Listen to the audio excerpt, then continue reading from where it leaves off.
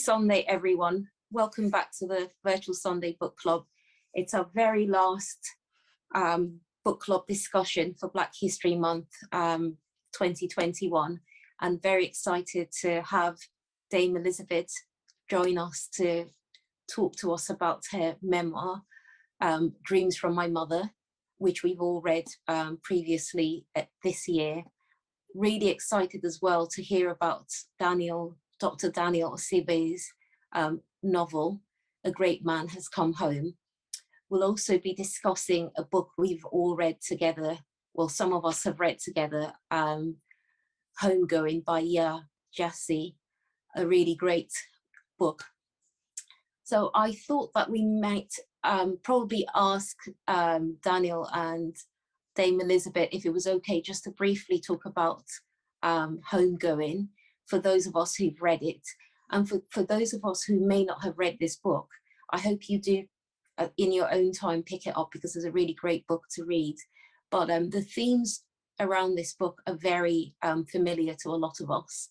So I hope that you chip in if you recognize or some of the themes of the book resonate with you, because they'll be very familiar. The story isn't new, but it's just presented in a really interesting way. So Homegoing, a novel by Yaa Gyasi, it follows the lives of two Ghanaian half-sisters and traces their lineage, their family lineage, over 7 generations and spans over 300 years. So really ambitious piece of writing, but the author, I believe, pulls it off really well. So again, a story that's familiar to a lot of us, because we've read books that cover a similar topic, but the structure of the book is quite interesting, that, it's each chapter follows one generation. So we have 14 different chapters, and they're almost like mini stories, but they all fit together because they all follow the descendants of the two sisters. So just really going to briefly talk about this book, because we've discussed it previously, probably about a month or two ago when we started reading this book before we had the Black History Month events. I'll start by us discussing the title of the book, Homegoing, and what home and homegoing means to you if you've read it. And even if you haven't read it, if you saw this book in the bookshelf, what would you be expecting the author to talk about if you didn't know very much about Yaa Gyasi? Because this is a debut novel, the very first novel. Okay, so I thought about the title. When I picked up the book, I didn't quite know what to expect, although there was a lot of buzz about this book.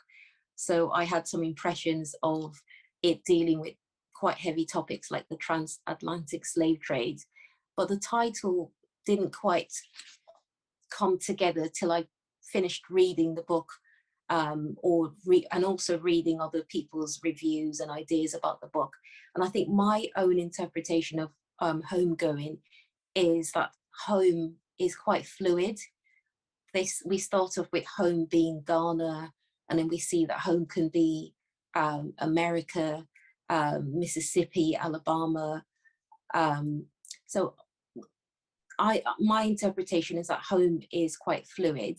That's one. And then the second interpretation that I would say I've had reading this book would be, maybe not an interpretation, but impression I had was about the Ghanaian Adinkra symbol, Sankofa, with a bird that goes back.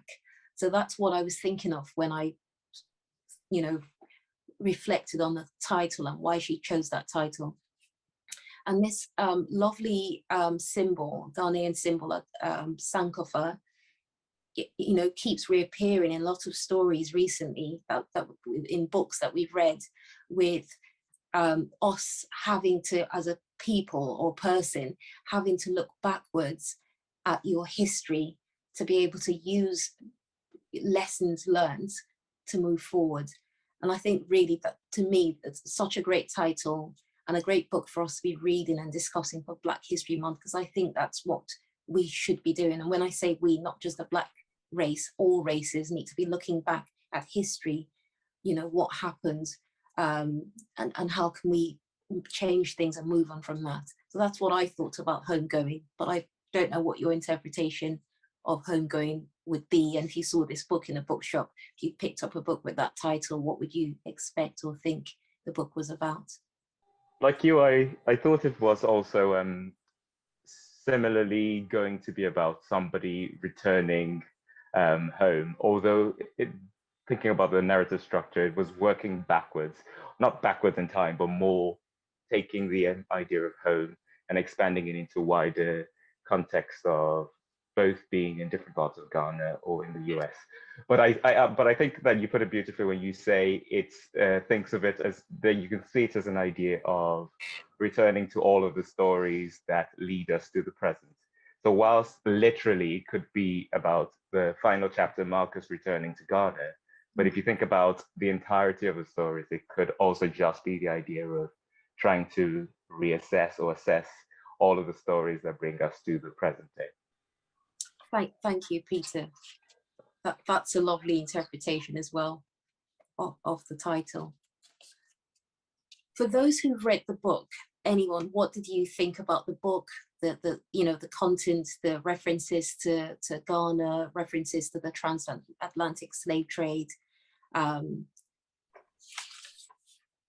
remember us in a discussion talking about the dungeon, and I believe we were talking about Elmina Castle. I'd say the book, obviously being so vast, covering different aspects of family or the descendants from a family's journey throughout, would contain a lot of the parts of the history of Black people, both in Africa or in the diaspora. So obviously the slave trade and the impact on the communities, the involvement of the people in Africa with slave trade, the effect of being colonies of Western countries on them. And it obviously took it in, as well as the introduction of certain kind of crops, cocoa in one of the chapters, and how it became an important part of the economy of West Africa. Yeah, and then obviously in America, all of the issues that Black people face, including colorism, racism, the prison industrial complex. Like, there's so many issues that the book tackled in short vignettes. And obviously when you read into the story, you need to get over that hurdle of getting to know the characters. But I found that each chapter was self-contained, that you could address whatever that character was supposed to be dealing with in that specific story. And I thought it was deftly handled and beautifully written. And you could still, without the context of the entire story, still get a sense of what each one of those characters was facing, but then taken in the bigger picture of how their family tree might have been arranged, then it sort of makes it more poignant. For anyone who's read the book, were they memorable bits in the book?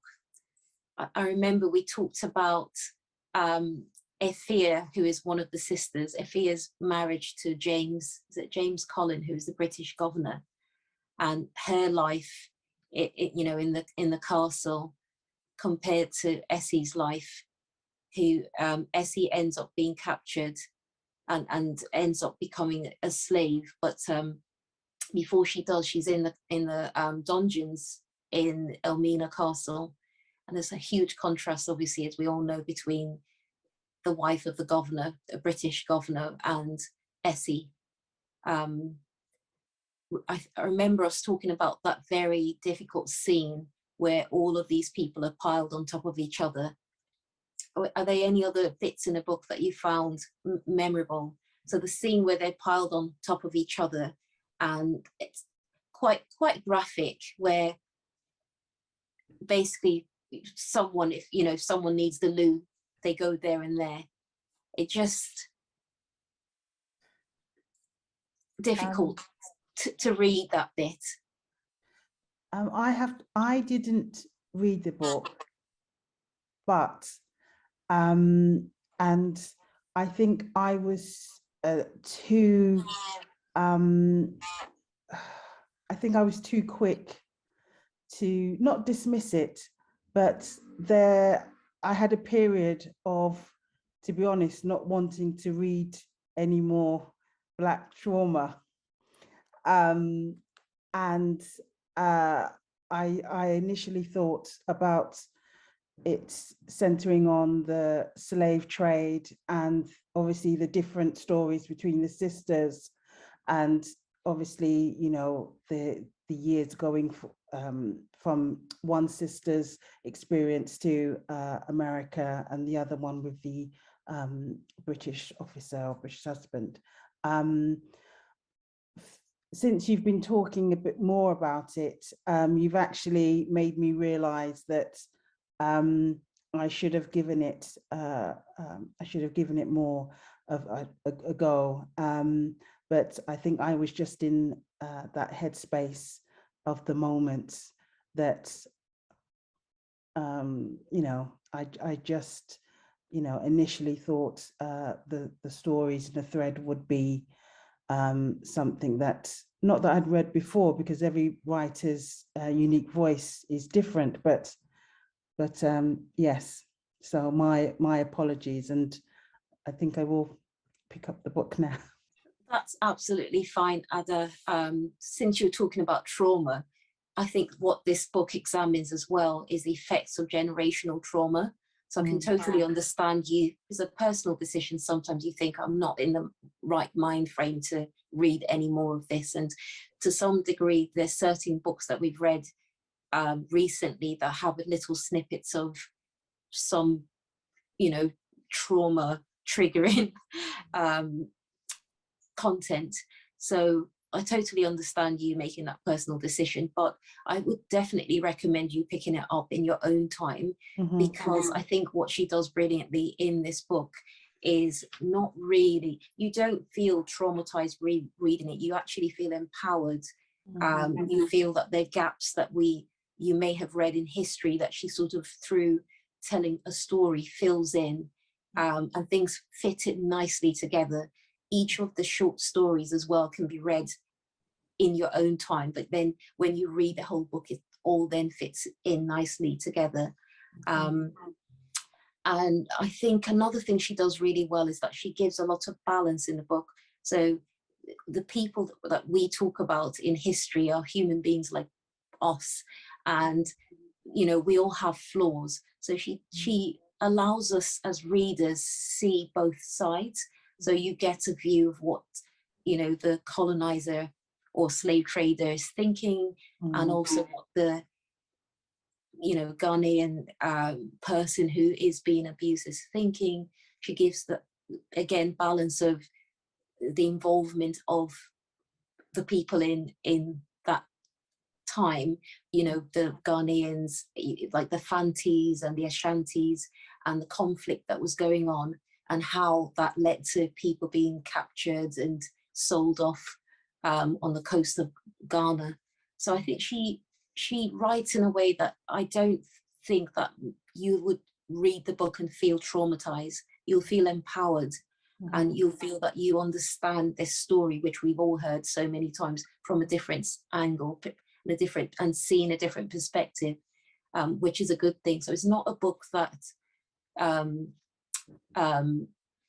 she doesn't write in a style that points fingers at anyone. She really does make you reflect. And I think this book would have a wide audience, because so many people would be able to maybe not relate to it from the heritage, like you and I may be able to, but understand it, that she's writing from different perspectives, and be able to relate to it on that level. I think, just my thoughts. But I agree with you, what you say about trauma. Sometimes you have to be aware when it's too much. It was just that, you know, with the slave trade, and so yeah, that was. But I will definitely, you know, pick this book up, and yeah, definitely. Yes, now.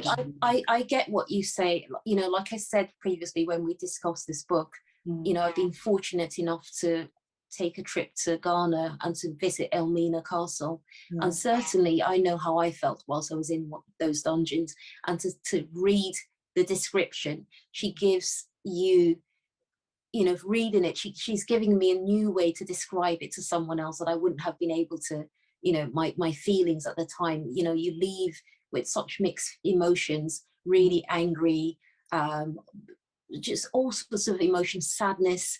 You know, you're in the room in the dungeon, the door of no return, a small little door, tiny little window, just enough to get light. And you just have the sense when you're in that room of the horror that happened there. And the smell of the room as well, you know, so many years and years later on, it's just still a very odd place to be. So I get what you were talking about. You have to be prepared to go on that journey.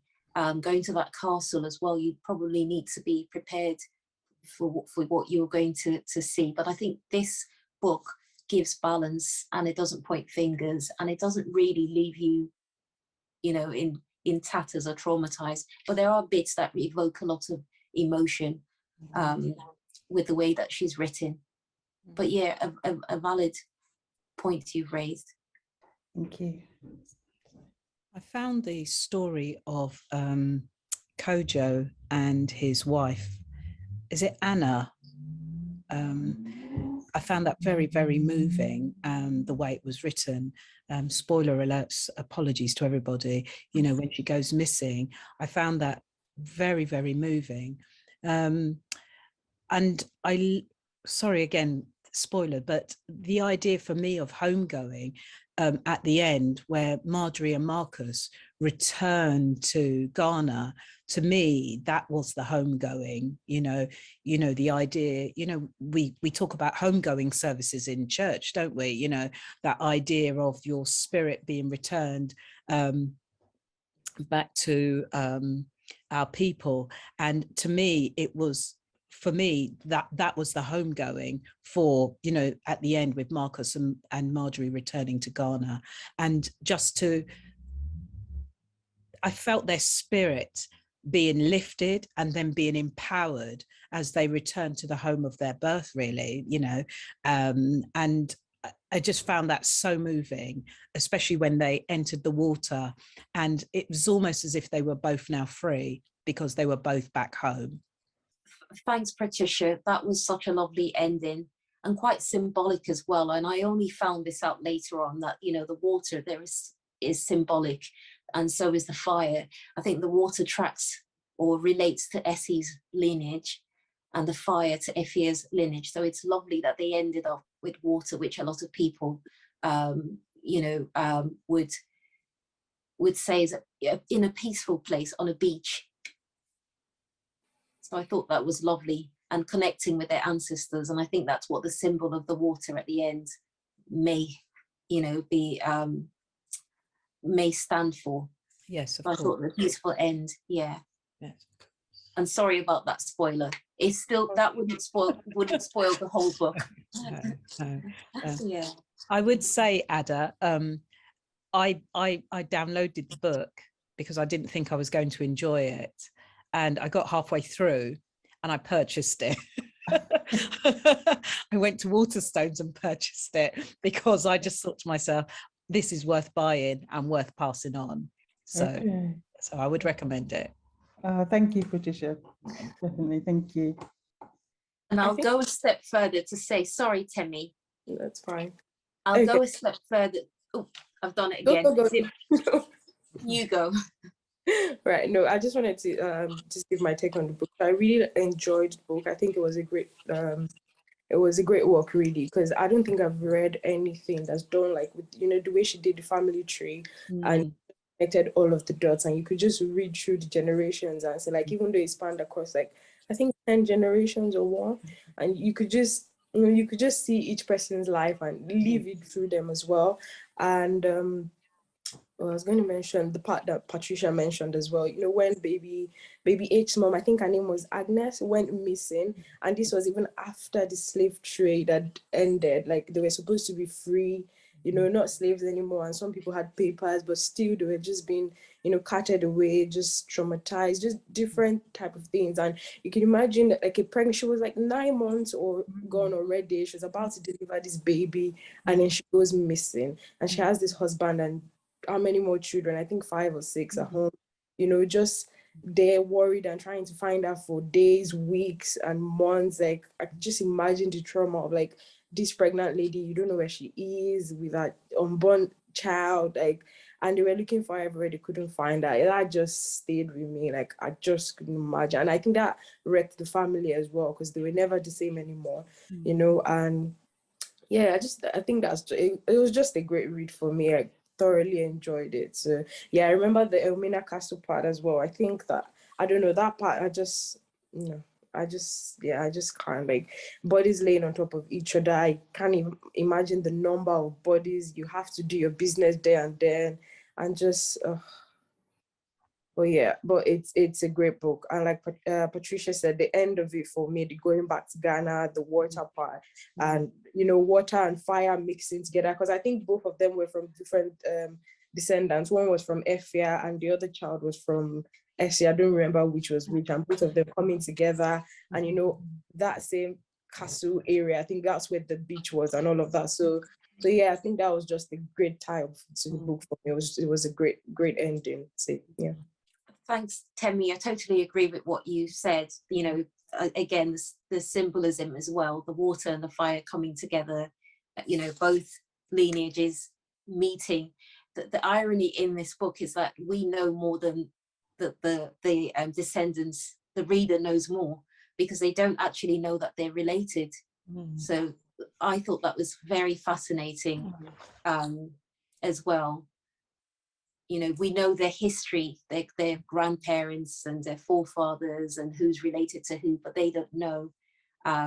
Just as it would be today with African Americans, who, if they had the opportunity, which I think there isn't for majority, to trace their ancestors, it'll be very interesting to see who's related to who. Yes, and Temi, what you were saying about some other memorable bits in a story, just fascinating. She explores so many other interesting, besides, you know, the greed of the chiefs in the villages and the capturing of their own people, and the idea of, as well, she explores other things like colonization later on, mass incarceration, as Peter was, you know, saying earlier on. So she really tackles head on some really important topics that are still so relevant today. You know, and that's why, again, going back to my thoughts about Sankofa, that, you know, this is going home, but learning from all these things that have happened previously, because they're still relevant to all of us today. With Black Lives Matter, we saw the tragic, you know, murder of George Floyd, you know, and these are the sort of things she's tackling, you know, police brutality, oppression, which we see in generations down the line. We see why the younger, later generations have all these problems, because of what their forefathers have had to go through. So whilst I was reading, it made me think about, you know, talking about either Black history, the transatlantic slave trade, where people think, oh gosh, we've heard enough about this, you know, don't keep going on about this. But we must keep going on about it, because it's so important. It's still shaping, in my opinion, what happens to us today. So a great story. Were there any other memorable bits that anyone else would like to share? Well, Mary, everybody has said everything. The book is really nice, and it has a very interesting ending as well. Well, interesting beginning, interesting end, the way everything comes together. When you start, it's a real journey, and an interesting one at that. And what made it interesting for me is, you know, just thinking of all those scenes played out in Ghana. Like I always say, I'm half Ghanaian. So the stories, I could relate to them. Like when I think of some of the stories my mother has told me, just practically describe most of those things in the books. Day names, you know, the evening cooking of meals, sharing together as family, going to the farm, the introduction of cocoa, and very symbolically, the name of the book and the dancing cross symbol, which is Sankofa. Sankofa literally means go back and bring it. So it just fits into the name of the book, Homegoing. Seems like they've gone and they have to go back home, go back and bring like their heritage. And so it's quite symbolic that the two men end up coming back to Ghana. It's like they've come back to collect what they have. So yes, it's an interesting read. And I think, like you said, even though there are some gory scenes, very descriptive and kind of traumatic when you think about it, but I guess it's history that we can't run away from. And it just educates us. And like you rightly said, empowers us. Like when Patricia said, it just looked like they were free at last. Free at last. I know when we first talked about the book, I did relate it to how it's so almost related to Alex Haley's roots. You know, how Kunta Kinte was taken, and in the end, Alex Haley had to come back to the Gambia to find his roots. So almost similar to that, just different setting of West Africa. So it's an interesting read. Yeah.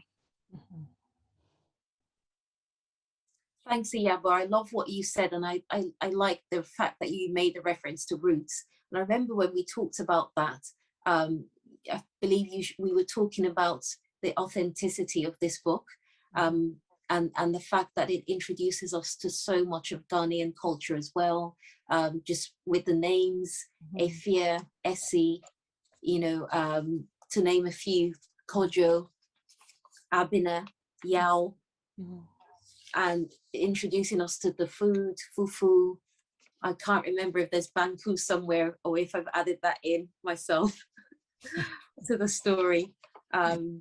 Yams, and as you talked about storytelling, in, you know, a lot of parts of Africa, that oral history is shared through stories from, you know, when you're really young. Then we could see that in the book, and also a little bit about the indigenous religion as well, what people believe. So yes, I think Yaa Gyasi did a really good job. And I think it's different from Roots in a sense that this is a different perspective. Roots has similarities, like you were saying, Iyabo, but I think this gives us a little bit more, especially of the African setting and African culture and heritage and life. And I think the book is very authentic, because you can, if you've traveled to that part of the world, it really paints a true picture of what Ghanaian life is like. Okay, so did anyone else want to share anything about Homegoing? Okay, thank you. So how would you rate this book? Would you recommend it to friends? And would you recommend it to just about anyone? How would you rate it out of 5? Okay. 5. 5 as well. It's 5 as well. Yeah, 5 as well. I know this is probably off topic, but I was just sitting here thinking, you know, last week we were focusing on Girl, Woman, Other, and you know, that's the same sort of tiny vignettes, and then finally at the end, you know, all the women are being brought together, and then this is a similar thing, you know, tiny vignettes of all the descendants of Effie and Essie, and then suddenly, finally, these distant cousins are being brought together. So it's almost like a full circle moment from last week as well. Fantastic, Patricia. I totally agree, and I was thinking that as well. And also the type of the novels with polyphonic, both of them polyphonic novels, so many voices, different perspectives. Exactly. I was thinking that whilst I was reading. Yes, so it's fantastic. Yes. And just one more thing, I have to say, both books have led me to be thinking about my own family tree, and I started it and it has been an interesting find, you know, getting to learn about my family history. Fantastic. Okay. So thank you all for sharing your thoughts and reflections of Homegoing by Yaa Gyasi. Have we still got Daniel with us? Sorry, just camera off. Okay. Yes, we do. Okay, so Daniel's going to be talking to us about, is it a good time to talk, or do we come back to you, Daniel? Maybe come back to me. I'll Okay. take over shortly. Okay, all right, that's fine. Okay, let's just check that we have Dame Elizabeth with us. Yes, we do. So, hello, Dame Elizabeth, or Elizabeth as you've asked us to call you. Yes, please, thank you. Thank you so much for joining us today to have a conversation with you about Dreams from My Mother. Yeah. I was just about to say the previous title of your book, but I know that your book has recently been republished and is now Dreams from My Mother. We all read your book earlier this year when it was Mixed Blessings from a Cambridge Union, and found your memoirs very inspirational, and we're really glad to have the opportunity to have you here to discuss your memoirs today. So thank you for being here. Thank you very much. So where do we start? I wonder if, we have a chat with you about your book and discuss some really memorable and inspirational bits in your book. And if you wouldn't mind reading again from your book, because I know the book has slightly changed since the last time we read it, towards the end of the book, if I'm not mistaken, where we see a bit about you going to Buckingham Palace, and where you become, a dame. But I thought we would start off with discussing the book, if that's okay with you. Yes. Okay. So your book starts off with in 1947. Your mother is a young Catholic woman who is about to goes off to Cambridge to study classics. Correct me if I get anything wrong. No, there. right. Yes, and apparently the first person in your family, in her family, to achieve, that to have that great achievement, to go off to Cambridge. So a really big thing. Whilst I was reading it, I'm coming from a Nigerian background, I can imagine what that would mean to, the family, and going to university and all the expectations that, the family had of your mom. So she goes off to university and meets a lovely young student lawyer, or student who's studying law, your father, who is of Nigerian heritage, Igbo, and they have a relationship. I know in your novel, or I've heard you talk and you say affair, but what I would say from reading the novel, or your memoirs, I got the impression that it was a little bit more than an affair, because your mom at some point, there were plans made that for her to go to Nigeria. That's which right. I thought was very interesting. Yes, so thanks a lot. So before I discuss it, I think I wanted to just throw in this, in the sense that the Dreams from, oh sorry, let me get the titles right, Mixed Blessings from a Cambridge Union, is I actually self-published that 5 years, 2016, and it doesn't appear that common that a publisher, because this is what happened to me, a publisher, Orion Publishing, 7 Dials is the imprint, contacted me last year, I think it was, I can't remember now, saying that they really liked the book and would I be interested in them taking it on and having, getting it updated. I update it with them. And so I think that's quite unusual for a self-published book to ultimately then get to be a published book with a mainstream publisher. And so I think that's worth noting. And I tell people that story to encourage them, you know, go down the self-publish path if you wish. You never know, a publisher might pick it up. Or if you don't, then, you know, I was actually partly too lazy to even approach publishers, seriously. And also I just had some time on my hands, and I just thought, let me try self-publishing. As I said, I had the time and the resources as well, because it's not that straightforward. But I think it's a good, it's a very hopeful story for would-be writers. And I think if we can share what's happened with my self-published book ending up as a published book, it might just get people thinking about which route would they like to take. And in fact, the two routes may actually merge, as they did in my own book. So the other thing was that the publishers gave me an opportunity to have an editor or somebody, I don't know what they would call her, because when they asked if they could take on the book, I obviously I was pleased, but I said, because I've had a bit of arthritis in my right hand, well, I've had ganglions and things, whatever you call them, and I had surgery on it a couple of years ago. And so the thought of going onto a computer and typing away, but they were so keen. I thought, oh, no, that's all right.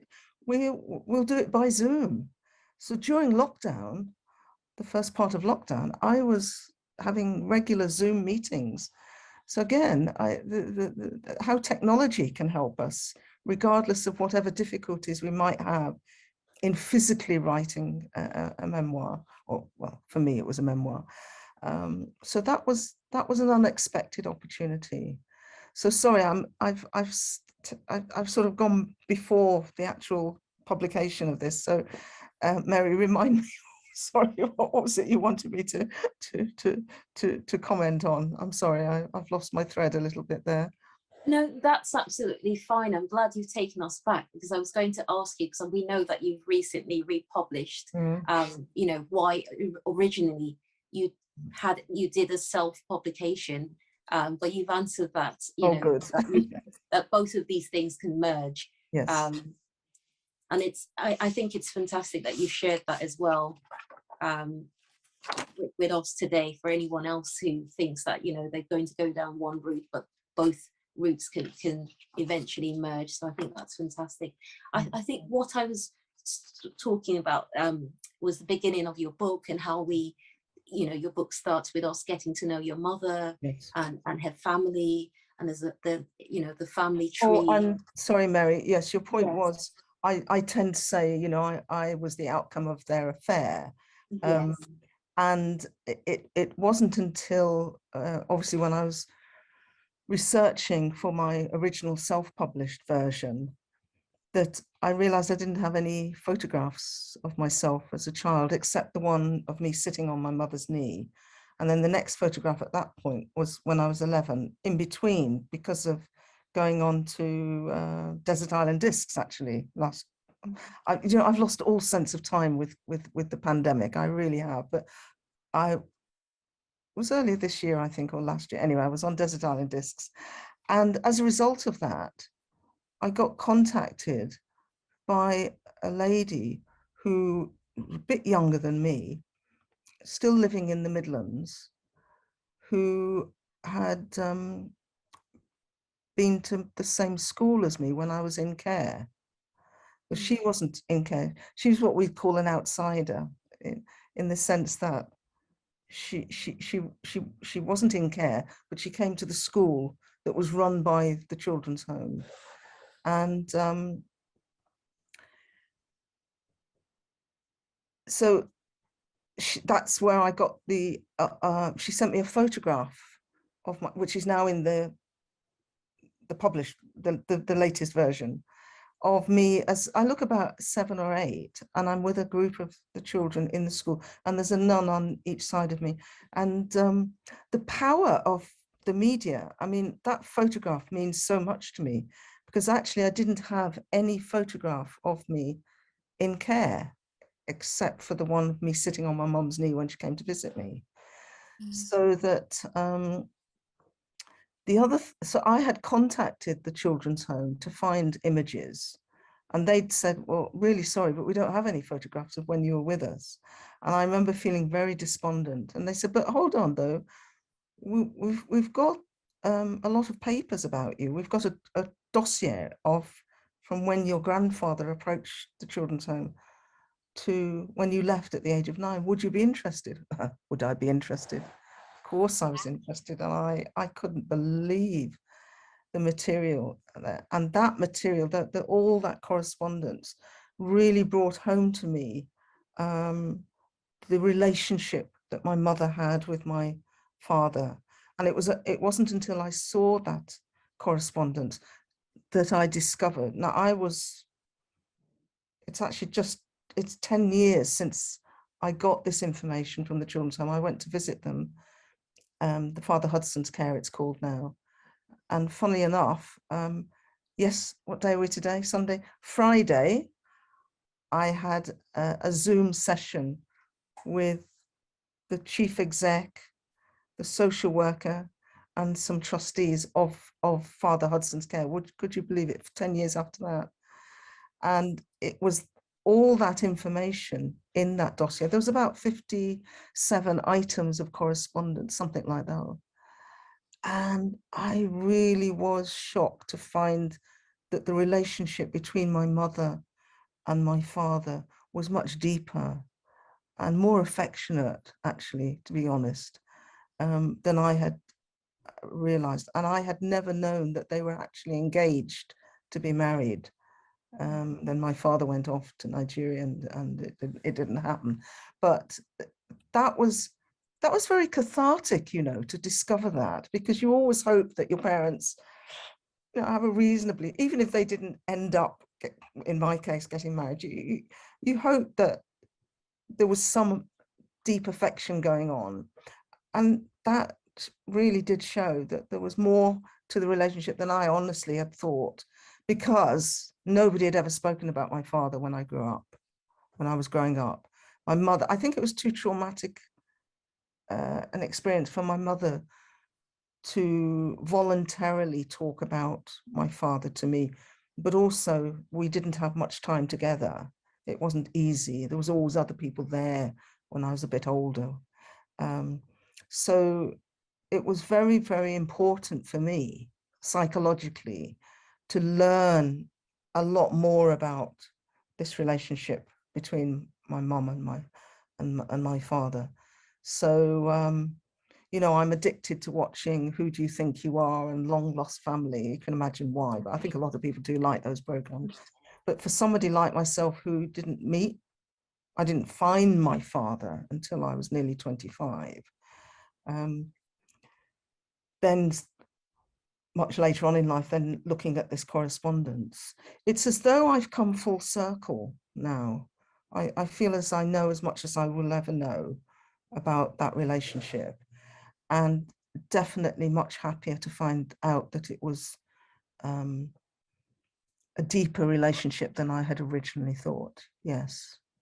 Yes, that's what I thought I got from, you know, reading your memoir, although I think you used the word affair, and I remember thinking this is a little bit more than an affair.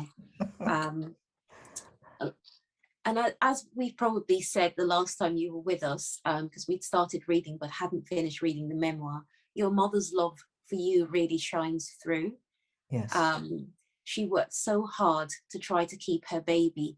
Mm-hmm. And we have to sort of think back to the time that, you know, what it was like in the UK at that time in 1947, what race relations were like, people's ideas about race and discrimination, so different from what it's like today. And I can imagine what it was like for your mother in this prestigious university or college to go home and say, I'm having a baby. And I remember reading that, you know, your grandmother didn't know immediately, you know, what color you were going to turn out to be. That's right. That's right. It wasn't So they got until an interesting.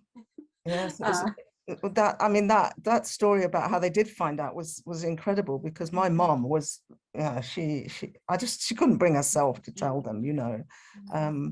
And the fact was, when they then, my maternal grandparents came to visit my mom and me in the children's home, in the maternity home, which was run again by nuns, and predominantly Catholic nuns. And one of these nuns, sort of wanting to prepare them, sort of blocked their way into coming into the room and said, to be sure, the baby's a little dark.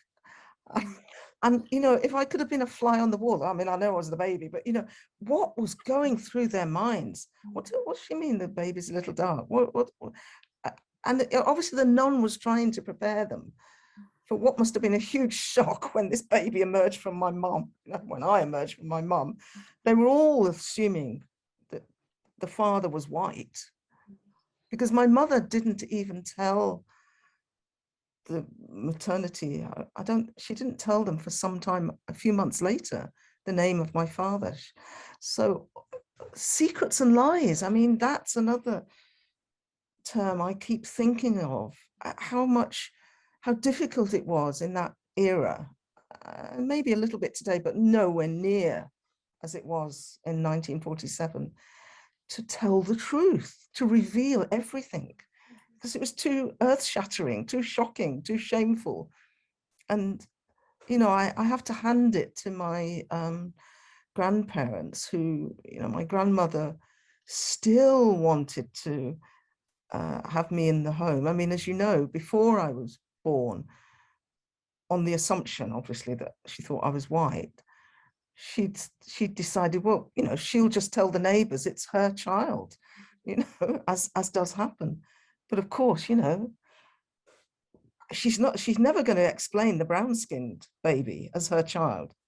But she was still prepared to take me into the home and look after me while my mum finished her degree, by claiming that, well, I was fostered, or, you know, and it was the parish priest at that point that put his foot down and said, no, this isn't going to work.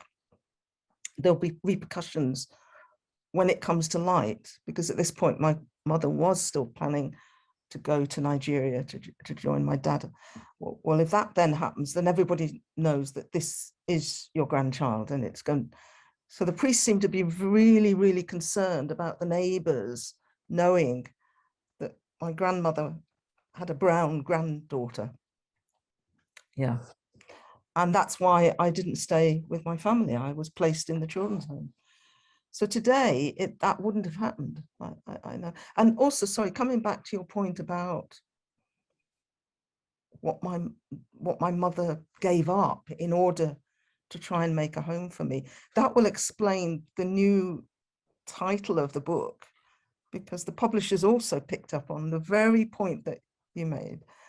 And so instead of Mixed Blessings from a Cambridge Union, which they did want a new title anyway, because it was a new edition, if you like. And I love Dreams from My Mother, because one of the things they picked up was how much President Obama's narrative from Dreams from My Father had impacted on me, because there were certain, not totally, but there were certain parallels between his journey to understanding his full identity with my own journey of that as well. So yes, thank you very much for flagging that up, Mary. And hence, I do love the title Dreams from My Mother, because I think it really puts her center stage there, in terms of how important she was for me not to go off the rails, to be quite honest, mentally, whichever way. Yeah.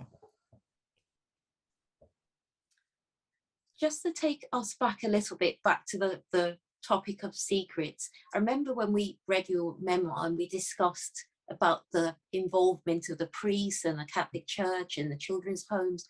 We, you know, maybe rightly or wrongly, some of us felt that there was a lot of hypocrisy within you know, I know maybe harsh, but that's what we were thinking reading through, with the Catholic Church on one hand supporting and your mom, but this whole secrecy again of find it easier to you going into the children's home. But it was obviously the times that you know, your mother and family, you know, were born in.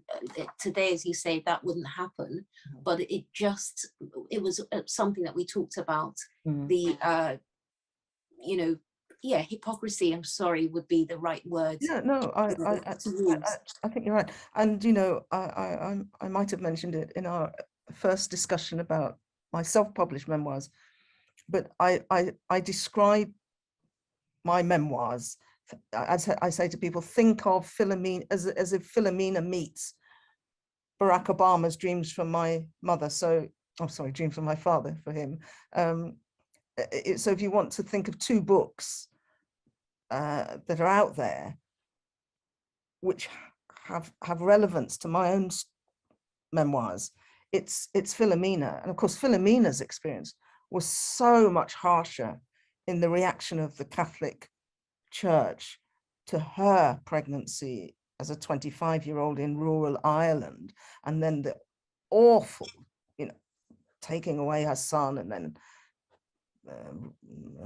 American couple purchasing the son basically, and she, you know, not finding out the outcome at all until Martin Sixsmith, the journalist, comes along and does all the research, only to find, sadly, you know, her son, who'd done well but had died, you know, he was in America. So that to me is the extreme of the harshness and deception, pure deception of the Catholic Church, because they basically lied to Philomena. They would not tell her what had happened to her son. It was the journalist that found it out, and by the time she found it, it was too late. He had died as an adult. And I think, well, not think, I know the church come out very badly there, very, very badly. And then you look at President Obama's Dreams from My Father, and in a sense, that brings in the positive outcome for me. Not because of my father, I have to say. I mean, my mother is the one to sort of champion in a way. However, when I met my father, and I knew him for 8 years, it was a wonderful relationship, and it sorted me out totally. So that's where, you know, the traumatic, deceptive, horrific experience of Philomena from the Catholic Church, etc., to President Obama's his first memoirs anyway, you know, Dreams from My Father. And so, you know, you've got the Irish and then African in this, President Obama, it was Kenyan, of course, in terms of his father. And for me, it was Nigerian. So you had the Irish African narratives coming together in terms of me and then my own story. And I do try and encourage people, because so many people, unfortunately, are in the situation where they're confused about their mixed racial identities and where they fit in. And I think, you know, hopefully the more that they can read narratives like my own and President Obama's, and there are many more narratives out there, thank goodness, but there's not enough, because the mixed race population is a significant one in this country. And I hear of so many people who have been quite traumatized because they just can't work out, you know, who are they? I felt that I found myself once I found my father. There's no doubt about that, you know. But I had this loving relationship, and never ever having the feeling of rejection from my mother that sort of helped me so much in as a young person. But I still needed to know, what was my African ancestry? What, you know, who's my father? And I found, you know, thank goodness, found him in time. And went out to Nigeria, as you see in the memoirs. So I do consider myself very, very fortunate, Mary, actually, very, very fortunate. Could have gone wrong in so many ways, actually. Yeah. I'll just pick up on what you talked about identity, and people of mixed heritage finding it difficult sometimes to discover their identity. And I'll say not just people of mixed heritage as well, people of mixed cultures, so Yes. people as well. Speaking about identity, there's a bit in your book that is so memorable. We talked about this in the book club when we discussed your book earlier on in the year, and it was a scene that was quite memorable for a lot of us, where you're probably about 4 years old or maybe older. Yes. And you wrote about washing your skin with carbolic soap. That's right. I was in the children's home, would you say I left when I was 9. So I know it was when I was very young, and I was the only Black child in the children's home. And I wanted to be like my friends. I wanted to be white. I didn't like myself. I didn't like my skin color. And yeah, I did wash my face 10 times, and I've got very sensitive skin. I've got eczema. Well, it's not a problem at the moment. It hasn't been for some time, but I had eczema then. So it wasn't a good thing for all sorts of reasons to do that. And this issue of not being happy about, I didn't like myself. I mean, it was as basic as that. And I was ashamed, and I was uncomfortable. So another example of that is, when it was very hot weather, I refused to take my cardigan off in the children's home. I just refused point blank. They tried to, probably sweating, and it was boiling hot, but I wanted to have some control about covering my skin color.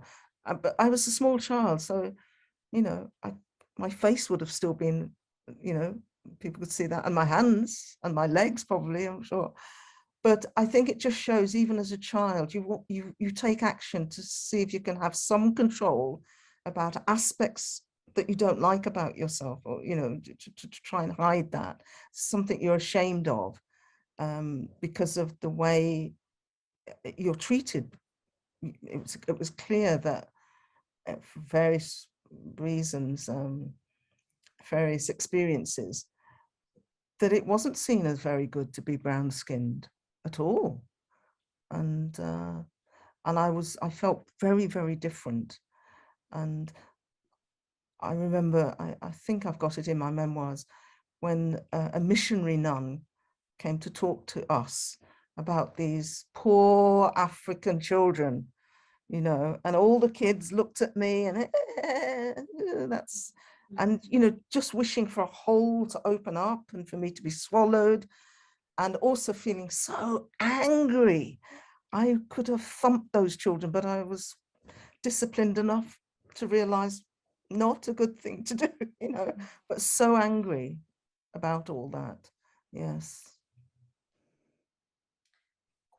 Quite sadly, our community has a lot to do with the narrative of, I know there is poverty in Africa, but that's the one story that we repeatedly keep visiting. Yes. We don't visit the richness, yes, of Africa on so many levels that other continents still haven't achieved, exactly, or have, yes, and that's a shame.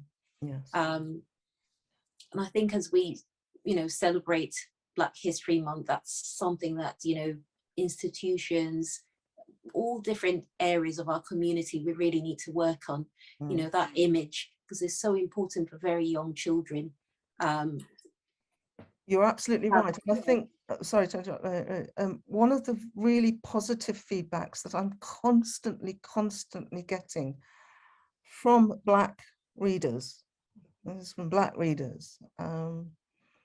is that they are proud of the pride that I write about in my book, in terms of, and also, so the way I write about my experiences in Nigeria, I've tried to be honest But they're really proud, you know, taking on a middle name, Necker, then deciding to take on my father's surname halfway through knowing my father. So 4 years into knowing him. Outside of the book, when people have seen me at events, at award ceremonies or at events, wearing my Nigerian outfits and my gele, and they're so proud. There's such joy. And I have to be honest, I was a little bit naive that I hadn't actually totally understood that until my memoirs came out. People really have come up to me and said how pleased they are. And they're actually, sometimes they're even asking, how come you're so confident to do that? And I have actually slightly challenged people back on that. No, I don't mean in a negative way, but I've said, why? Well, I didn't even think about it. First of all, I don't have a lot of, I'm not fashionable or whatever you like to call it. I'm not into dressing, and I don't have a little black number for going off to do this, you know. And so to me, when I found, particularly it was when I first went to Nigeria, I got kitted out, I got measured up for my first outfit, and I loved them. I just felt so comfortable in them. I didn't wear a gele though until, because I just thought, how on earth am I going to, I remember talking to one of my Nigerian friends, we were going to go to I think it was when I was going to get my award,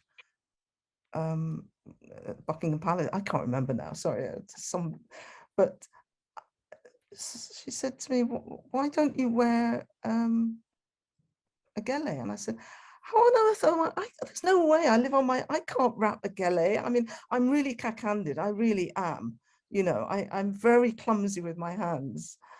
And I've seen, you know, my relatives, and they're all, you know, well, in the old, and she said, oh, Elizabeth, you don't have to do that these days. You get ready to wear, you know, made to measure sort of thing, and you can keep them. And she pointed me to the dressmaker, Nigerian mother and daughter dressmaker. Once I knew that I didn't have to faff around with, whoa, I was away, because I love geles, I really do. First of all, they make me a lot taller, because I'm not even 5 foot. So, but also I just think there's something very regal, something very African, something very gorgeous. I've always admired women who wear geles, but I never thought I could wear a gele, simply because I didn't think I could do what they did, you know. I mean, I've seen them in front of a mirror, particularly in Nigeria, when I went to Nigeria, and I'm thinking, how do they do that? How come? Anyway, so now I don't have to worry. I've got them all. They're all been done for me, measured. Now I just stick them on my head. So, you know, it's little things like, well, it's not little, but important things like that enable you to dress the way you want to. And I feel so comfortable. And I love bright colors as well. So it's obvious why I should put Nigerian outfit on, you know, but it's interesting that I do get a lot of people say, you know, we're so pleased that you've got the confidence, you know. And Nigerian people have told me that they would not necessarily have the confidence to go to an event in their traditional, to certain events, not. And what people have said to me is, we're so happy that you've gone to non-Nigerian events in your outfit, you know. That's been quite interesting for me to hear that. Yes. I think it's beautiful that you do that, because representation really matters, you know, and obviously that's why you get all that feedback. Yes. And you give a lot of people permission to feel comfortable, you know, in their skin, in their culture. And I think that's beautiful. Going back to you talking about changing your name, how much consideration at the time did you give? In a sense, whilst I was reading that bit of your memoir, I remember that we had just read Why I'm No Longer Talking to white people about race. And in that book, I can't remember the exact statistics. We all sort of know from reading that book that you may have put yourself at a little disadvantage if you know, go for a job interview or, you know, or send out a job application with a foreign sounding name. Furlong would have probably been a lot easier, and with it being an Irish name, maybe a bit more acceptable. So did you give that a lot of thought, that you may be putting yourself at a slight disadvantage, or at the time no, the biggest concern for me was the fact, I shouldn't laugh at this, but would I be able to pronounce it properly? No, for me, because I'm real Oyibo. Come on, I didn't meet any Black person until I was 18. I was thoroughly embedded in white Irish culture, right? So, so when I first met my father, I just thought, how do you pronounce this name? Or in fact, it wasn't then. My mother, you know, I wrote to my mother, as you would have seen in the memoirs, and asked her to tell me about my father. And this was in 1972.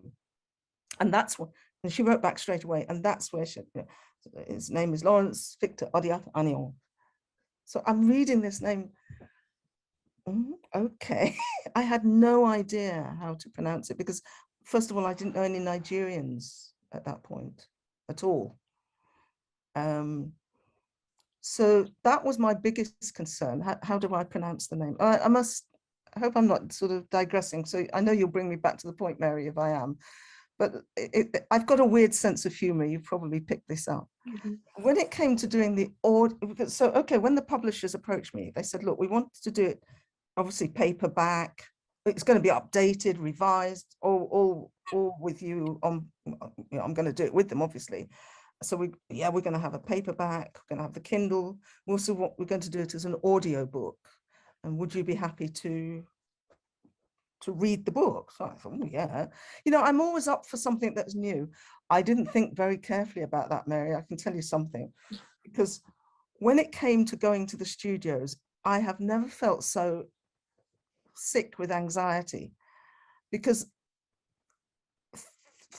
thankfully about a few weeks before, I decided to read my memoirs again, because I thought, oh, I'm going into the studio. I need to get my head around, because even though you've written it, you do forget what you've written. So I thought, let me, well, when I got to the Nigerian section, I thought, oh, Elizabeth, why did you agree to do this? Because yes, I just about pronounced my own surname, but my goodness, some of the names I've got in there, because I'm doing the history of the Nigerian war, the Biafran war. I've done a whole history of my family and all the people that my dad knew. And there's a lot of Nigerian names in that book.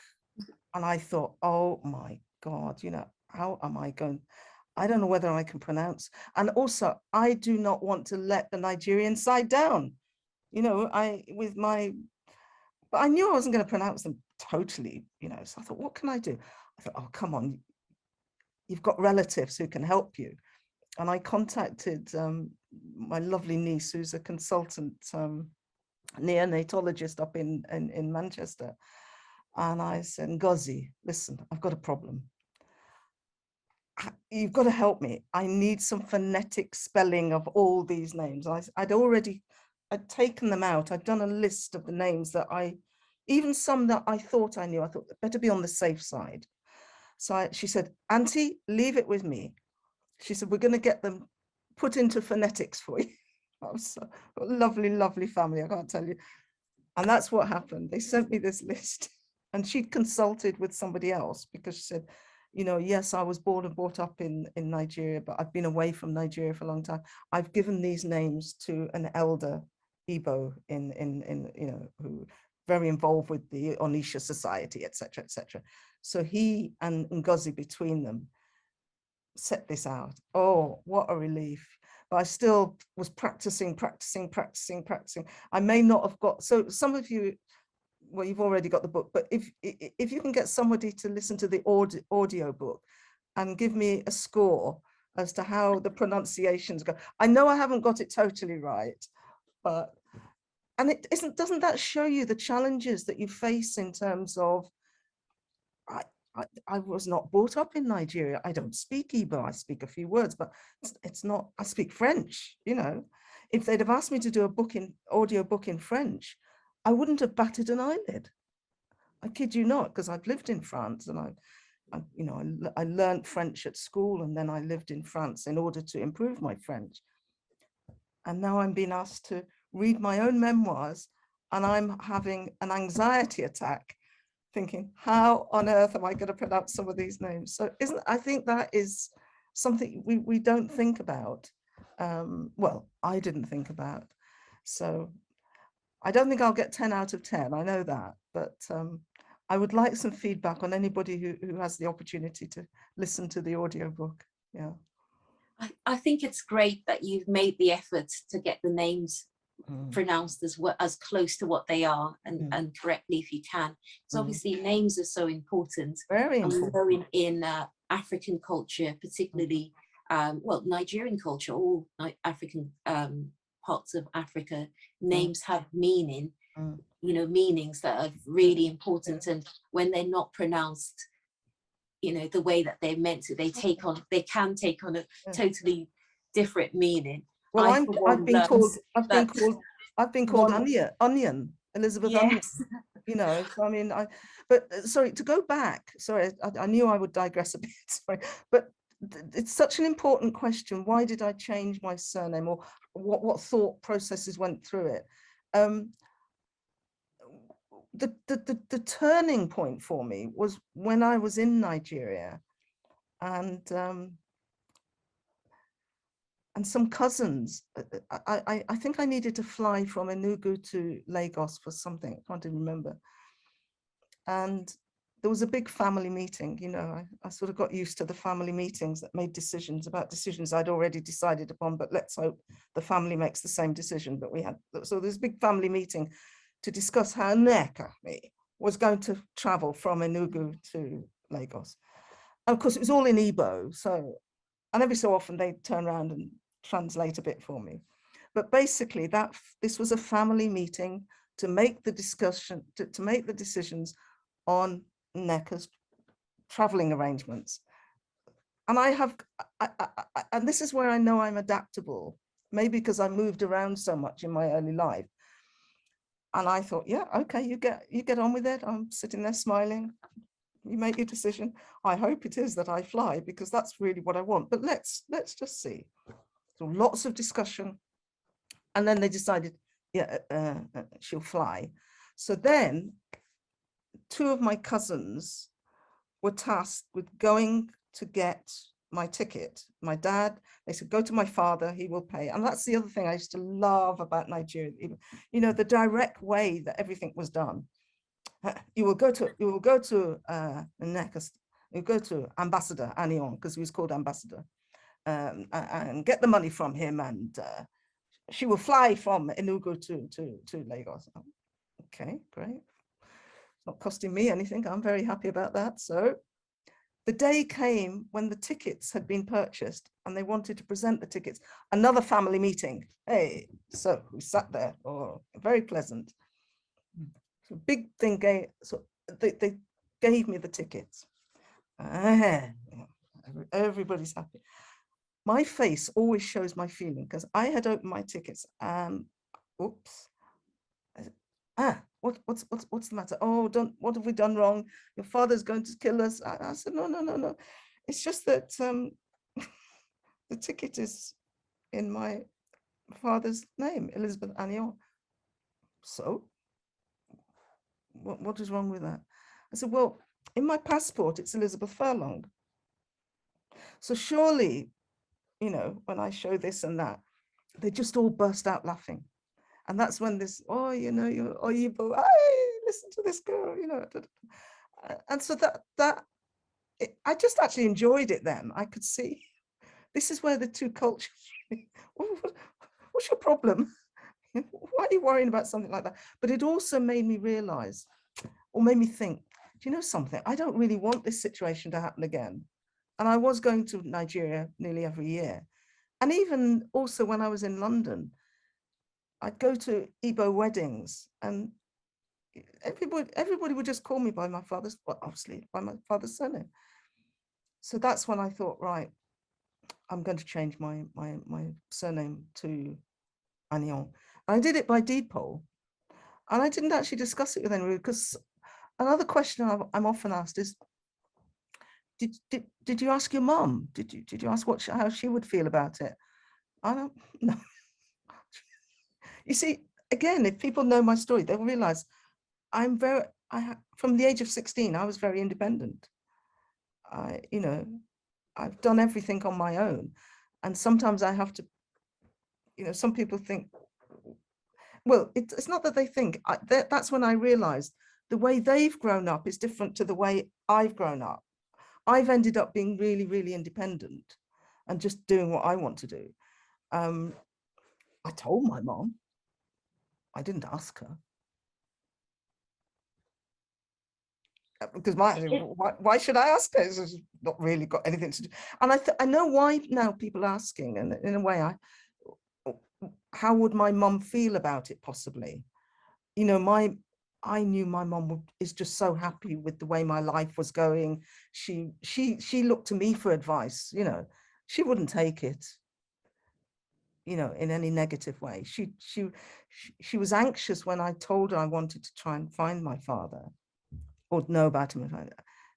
And the anxiety was because she was worried that I might be rejected by his side of by him or his side of the family. That was the only anxiety she had. So when it all worked out well, and I met her and it worked out all right, she was very happy about that. She was so proud of me. And I can see why, because look at the start in life. And yeah. And also, going back to the title, Dreams from My Mother, it's an acknowledgement of everything she gave up. She gave up a brilliant academic career, and she was quite obstinate. She could have gone back to Cambridge, but she felt that she couldn't have the academic career she wanted. I don't know whether that would have been the case, but that was her view, that it was too difficult.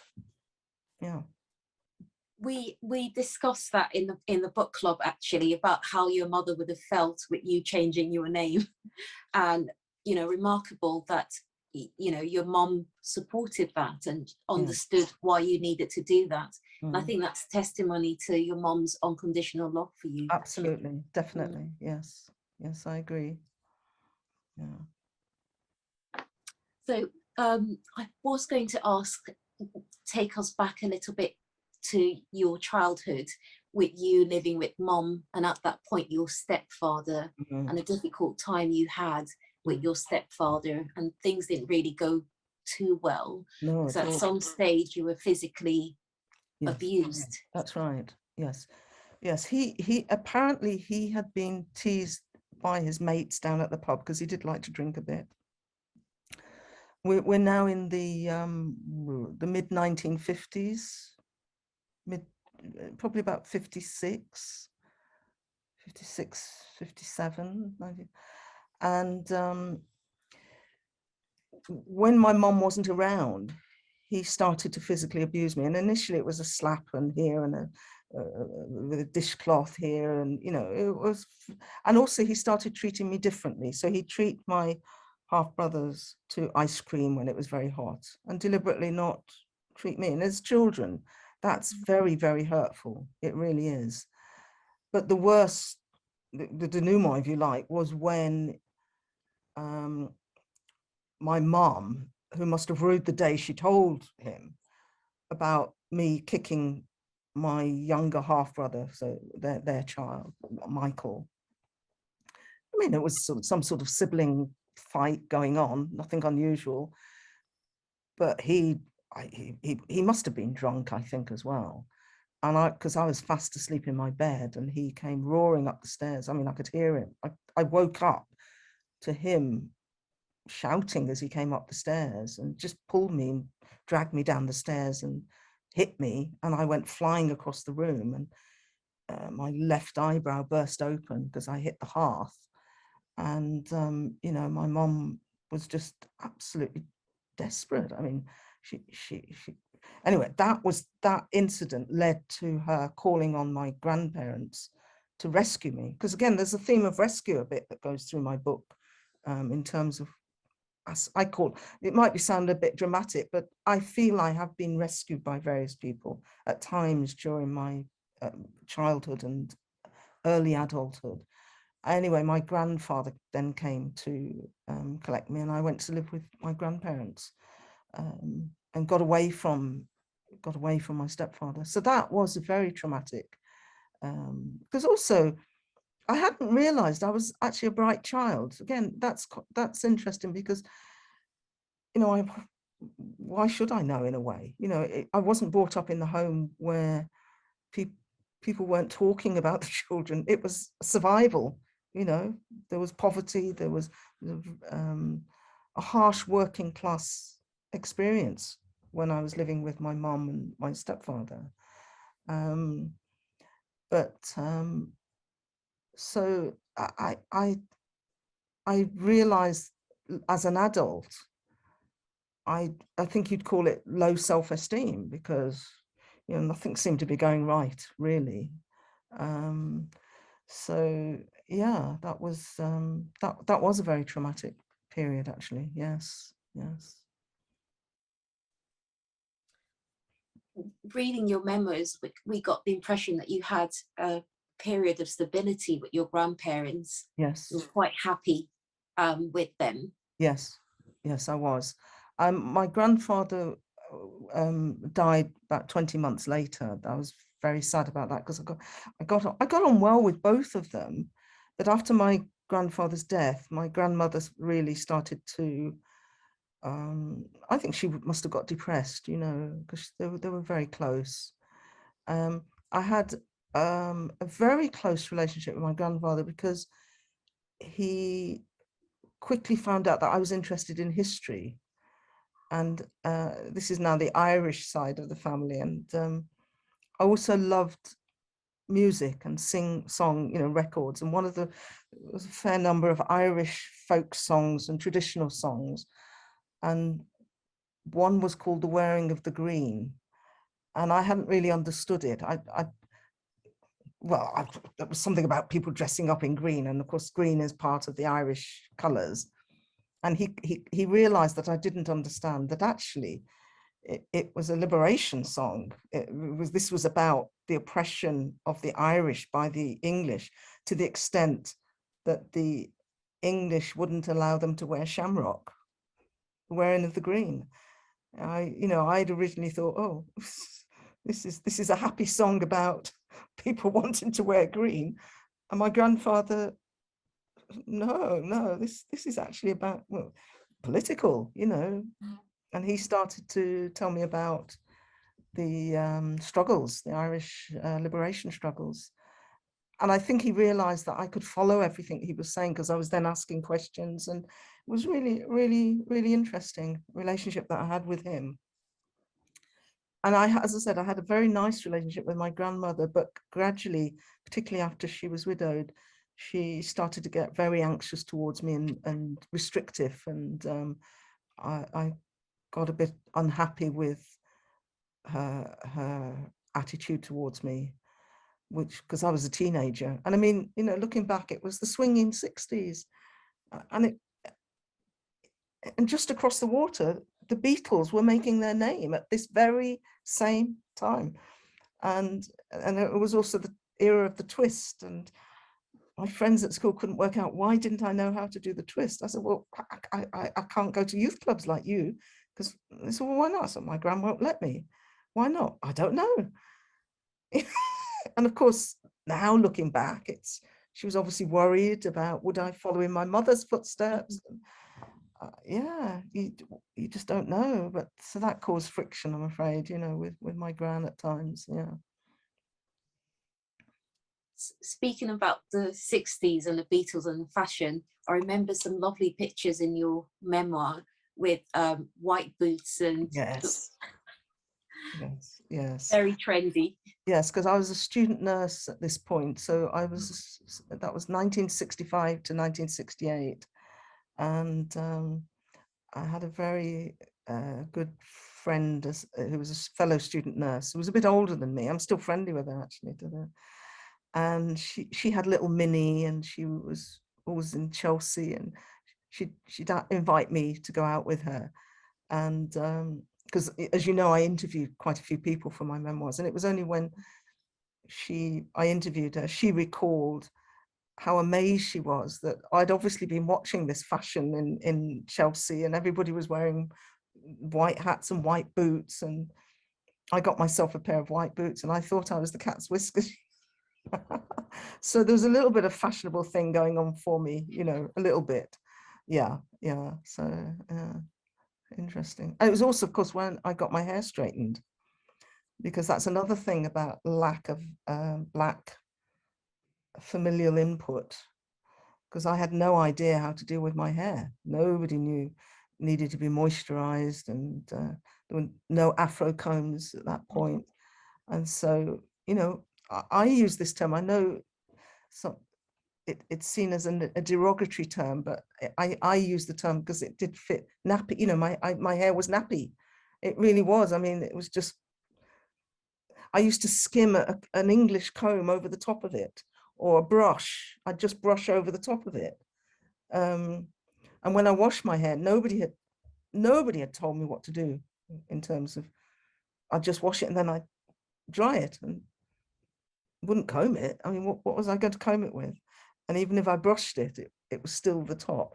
And in fact, I've got a passport photograph of me, my very first passport photo when I was 16 or 17. My hair, when I look at it, it's just a mess. I mean, it just looks awful. Now I can see it, but I couldn't see it then. But then also I wasn't mixing with Black people. So there was nobody to say, I think you need to sort your hair out. You know, it wasn't until I was a student nurse. And in fact, it wasn't sorting out my Afro hair, which it was to say, come on, I'm going to take you to a Caribbean hairdresser and you're going to get your hair straightened. In fact, I don't even think she told me the term straightened. This was a Jamaican friend, student nurse. She took me along to this and she said, look, she's going to do your hair so that you'll be able to comb it. That's what I remember. And it wasn't until these chemicals went onto my scalp and I thought my scalp was just going to explode. And of course, it was these harsh chemicals that particularly they used in those days for straightening your hair. And I mean, I was crying, you know, God, I hope this is worth it.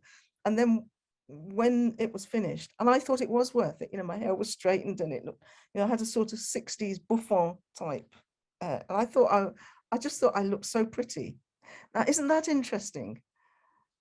You know, and I had my hair straightened for about 4 or 5 years, actually, until I realized it just seemed ridiculous to me. This is me.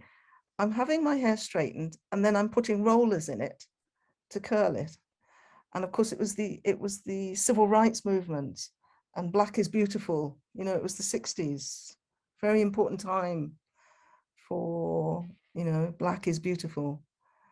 Yeah. And I got caught up in that and I thought, nah, let me, and of course it was then easier because there were Afro combs and I'd been to America as well. And I'd, you know, I'd seen everybody with their fros out here and and I was also moving around with Black people as well then.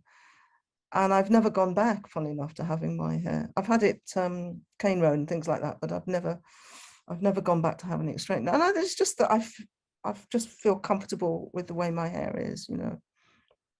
So I think these are all the transitions that people may well go through when if they don't have their African, if you like, their African family input or Caribbean family input. Yeah. Speaking about hair, I also wonder whether there's an element of the standards that society expects of what professional hair should look like. And people may be aspiring to what society at that time thought was, you know, professional looking. And I'm not sure whether Afros were that's the definition interesting. of a professional way to have your hair when you go to work. And I think in a way that my ignorance about these issues that you're talking about helped me enormously.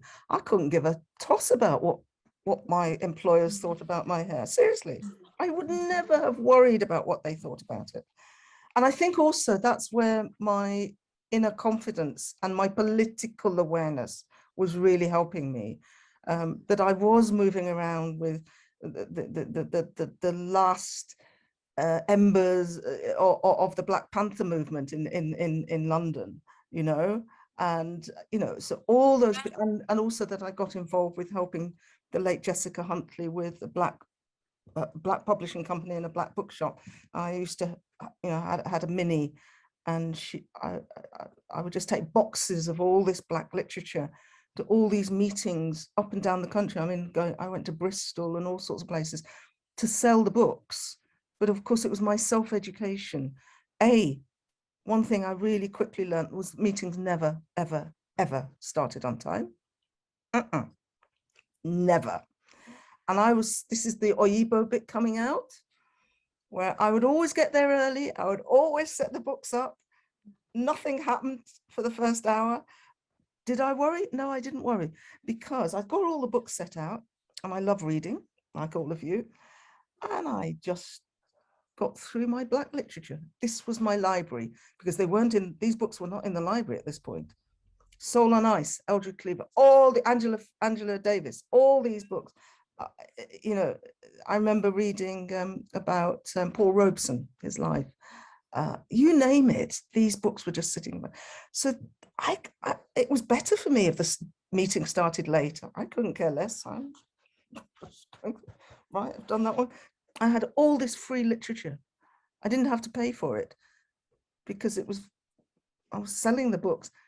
And I remember getting annoyed because one of the books, I can't even remember what book it was I was reading, and I hadn't finished it, and somebody bought it. I was really cross, you know? And I had to make a note of it. So the next time I went to Jessica, I said, I'm going to take 2 copies of this book, you know? I said, why? Oh, no, it seems to be popular. Let me take more copies, because I wanted to have one underneath the table so that I could carry on reading it. But wasn't I lucky to have that opportunity to get my Black literature education through that? It was really, I mean, for example, I read Nelson Mandela's Long Walk to Freedom. It was his speech, not his, because he didn't bring his autobiography out, did he, until he came out of prison. But the speech that he made at the Riviera trial was, that was available. And so it was a really slim thing, but I read it from front to the end. And I just vividly remember being so startled with the way he ends that speech, which is, I am prepared to die for my conviction. Blimey, somebody's prepared to die? It just sort of sent a shiver down my spine, you know. Also, it was beautifully written, beautiful speech, you know. So all of that really was helping me. And of course, sorry, the other book, which before all of this, so when I was living in Paris, working in Paris, and I got friendly with this very political French Benin midwife. And she quickly found out that I didn't know any writers of color. I really didn't, because we weren't introduced to them in school. And I had a good education, but no Black literature at all. Because the question she asked me was, who do you think was the best or worst colonizer, the French or the British? And I just hadn't a clue what she was talking about. I really, what? And then when she heard about my story of washing my face 10 times, she said, I know the very book for you, Frantz Fanon's Black Skin, White Masks. And I got it. And, you know, initially I found it a bit difficult, you know, but once I got into it, the scales then, Mary, came off my eyes. And I realized why I had been feeling so uncomfortable in my own skin, when he talks about the impact of colonialism on brown-skinned, black-skinned individuals. about their own skin color and feeling inferior because society made you feel inferior. And then coming back to London, and it was, you know, the Black is Beautiful era and the afros, and getting involved with Black community activities, starting at a Saturday school, Saturday supplementary school, the Marcus Garvey supplementary school, which of course Steve McQueen's Small Axe series of films, he did one on the Saturday school, and that really helped me enormously, because, you know, I'm a Black woman involved with a school that's the whole objective is to educate Black children to have self-awareness, self-pride, know their history. And yet look at me, I was literally just coming into this, sort of learning with them in a way, but also so I was very fortunate coming across all of this and being able to be involved with all this, actually. And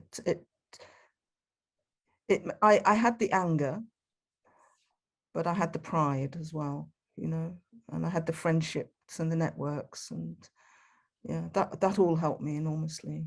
Yeah.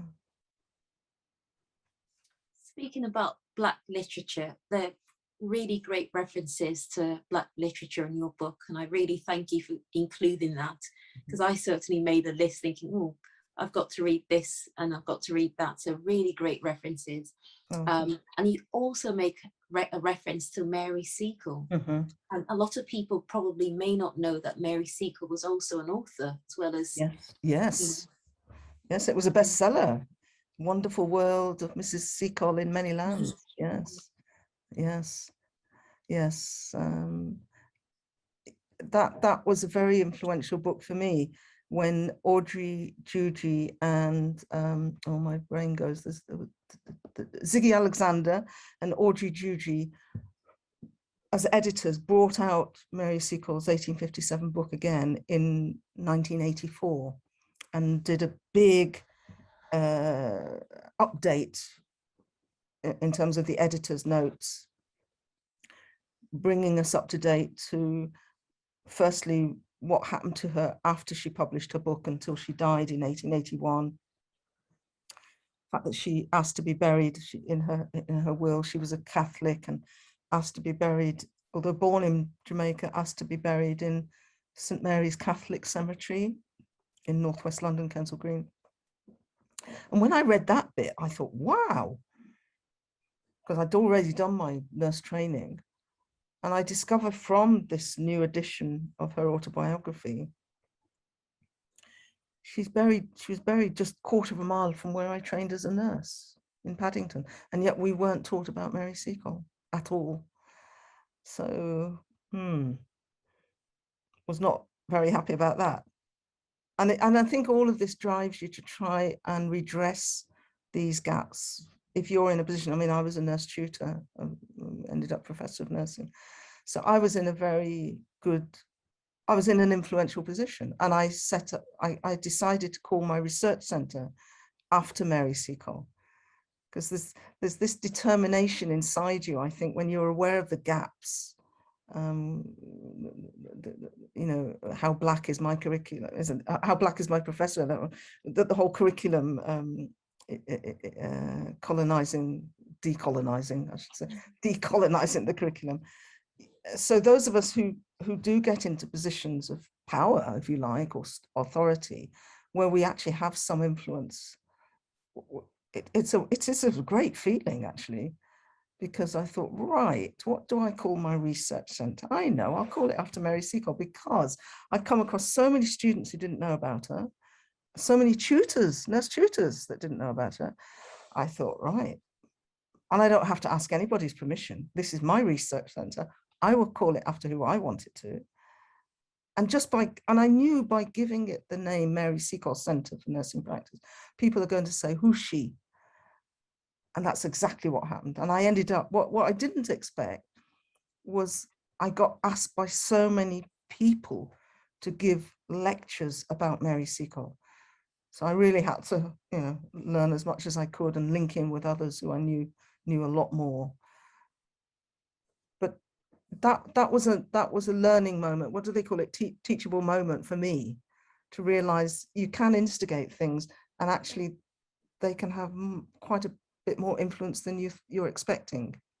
The impact can be much greater than you. I thought I'll just set this up, but it wasn't just in the College of Nursing, because also we were now on the internet, and so people were contacting me from far and wide actually as well. Yeah.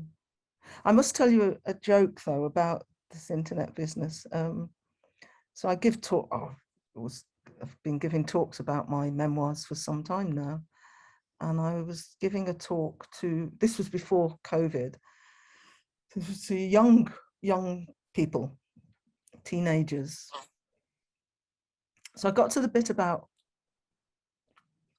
writing to my mom to find out my dad's name, and then putting his name at the back of my diary, not sure what to do next, as I didn't know any Nigerians. And this kid put his hand up. He said, "Miss, yeah, why didn't you Google him?" I said, "Well, we didn't have the internet at that point." And the look of horror on this kid's face. What? You didn't have the internet? It's like, how could you survive without internet? So he didn't say that, but that was, I thought that was really, really sweet, Yeah. Because considering we didn't have the internet, you found your father fairly quickly through Oh, that was a incredible. friend of a friend. That And was absolutely incredible. Yeah. That if ever there was a film made, that's the bit I would like.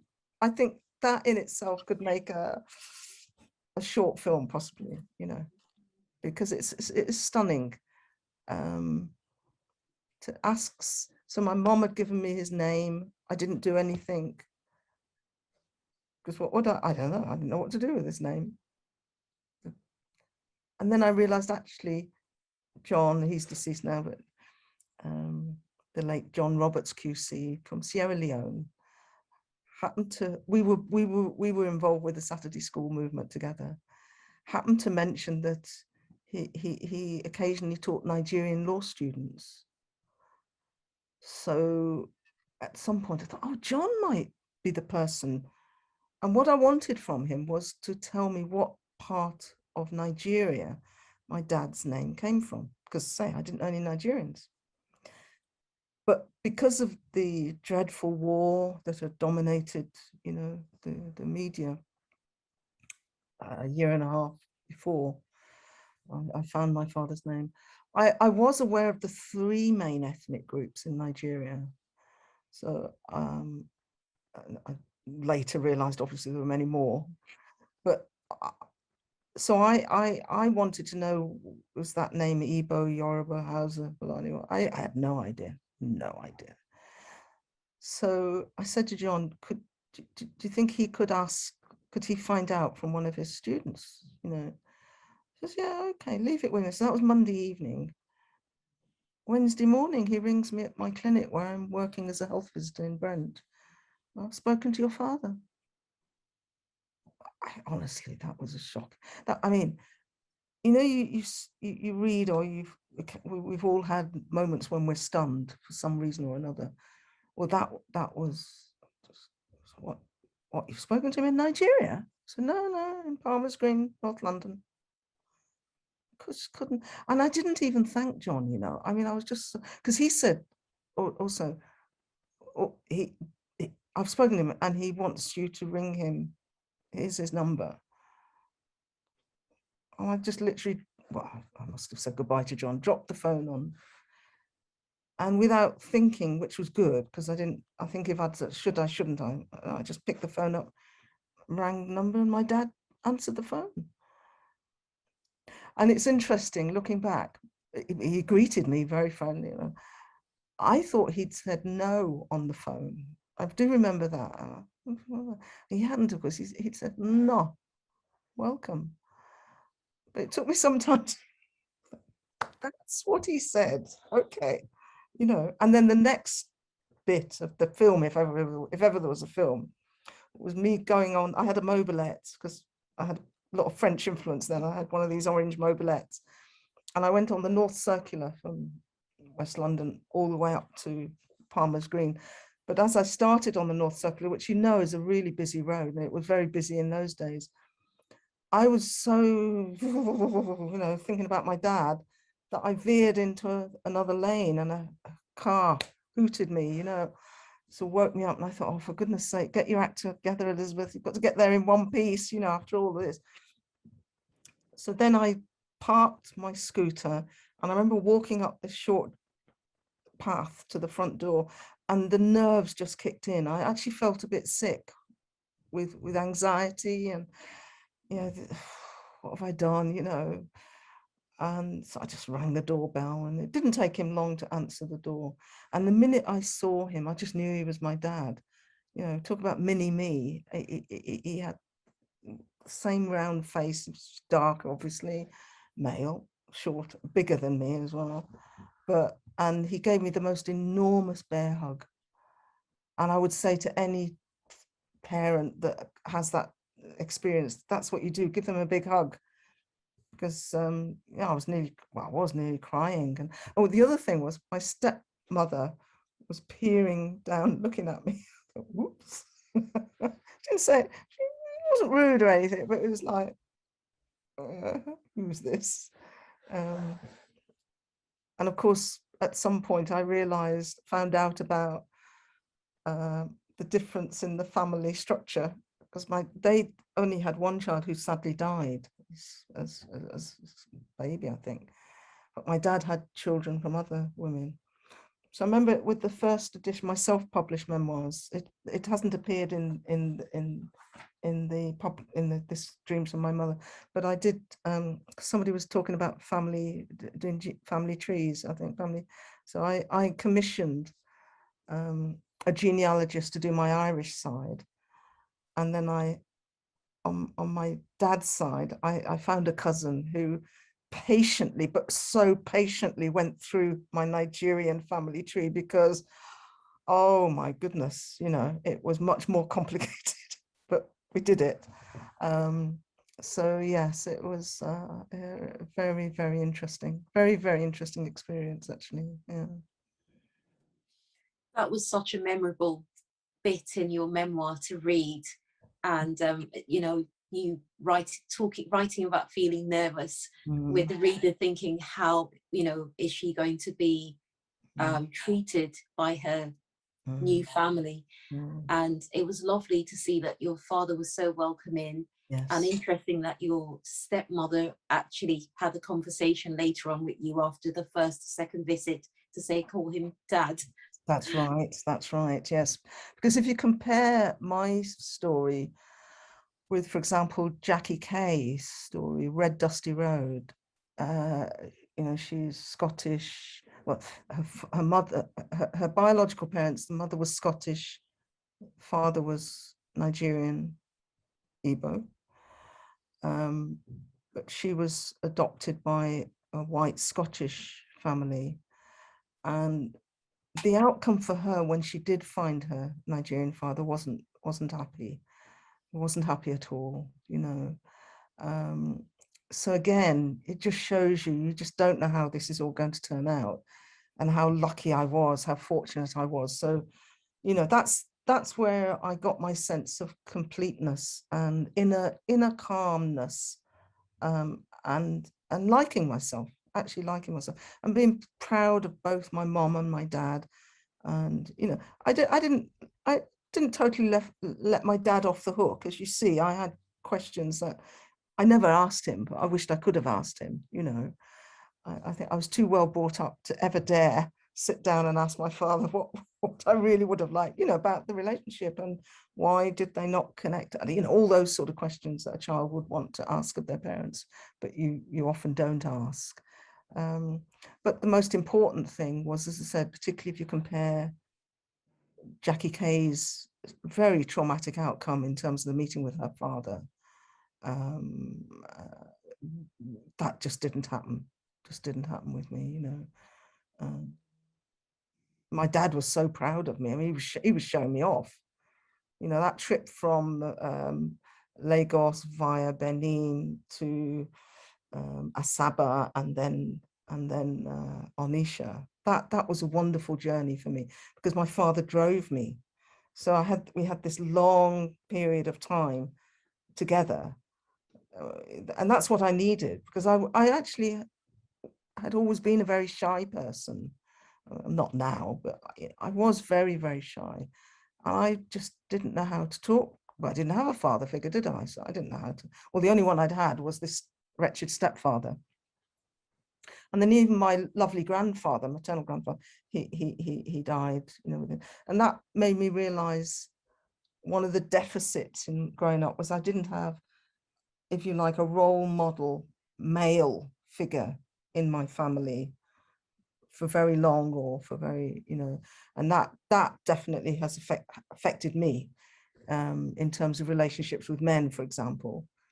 So some people say, if I don't, it's not disclose, it's something I don't talk about really, but it's in the memoirs. But some people have thought that everything must have been hunky-dory in my life, which is actually really why I wrote the memoirs, because I have done well in my life. I know I have done well. And there isn't an understandable assumption, or there was an understandable assumption until I brought them out. I must have come from a privileged situation to get to where I've got to as a Black woman. And I think that's interesting, isn't it? That there are these, and I think very understandable assumptions made. Dame Elizabeth, you've certainly done really well. You're a role model for so many clinicians. Thank you. The first sickle cell nurse specialist in the UK. You know, you've been the Pride of Britain 2019. I think all of these awards and, you know, all the contribution to the work that you've done for the Sickle Cell Society, Thalassemia Society as well, are just incredible. And I think reading your memoir, what I remember whilst I was reading is how I think you described it as the fire in your belly, that you using that energy, just one person deciding that this needs to be addressed, I can make a change. And you started off where you were, but look at where you've gone with all the work that you've done. Yeah. And I think it's such a strong message that I got from reading how one person, at the time you started doing all of this work, you weren't the head of a nursing organization, but you were one person that probably maybe when you started off as the health visitor and there were challenges there, you know, you still persevered and you saw opportunities where those inequalities and unfairness, and you used that anger that you felt and made little changes that had ripple effects and have had huge impact today. You know, so reading that I think is just so inspirational, and I'm glad you've written your memoirs to share, because it shows a lot of people, and some of us who are, you know, working in the NHS or working care or caring for patients or clients, we can see that an individual can make such a huge change, and we can start where we are. So that's what I personally got from reading your memoir as well. Thank you. Thank you very much. And I think it's also the anger, definitely. Again, I think I've been able to reflect a lot more on this because I've written my memoirs. It clarifies, and also because I've read other people's narratives as well. So President Obama's Dreams from My Father has had a big influence on me, because he talks about his confusion with his identity and his inner anger about where he fitted in life, and how others saw him, both within the African American community and the African community and the white, you know. And I they weren't exact examples, but there were some important parallels. And I still think I'm an angry woman, actually, you know. But one thing I've realized I can share with people about that anger isn't bad, actually, as long as you use the energy of anger in a positive way rather than negative, that could eat you up, make you depressed, make your interactions with people very negative, that can then affect your own career progression possibilities, your personal life, etc., etc.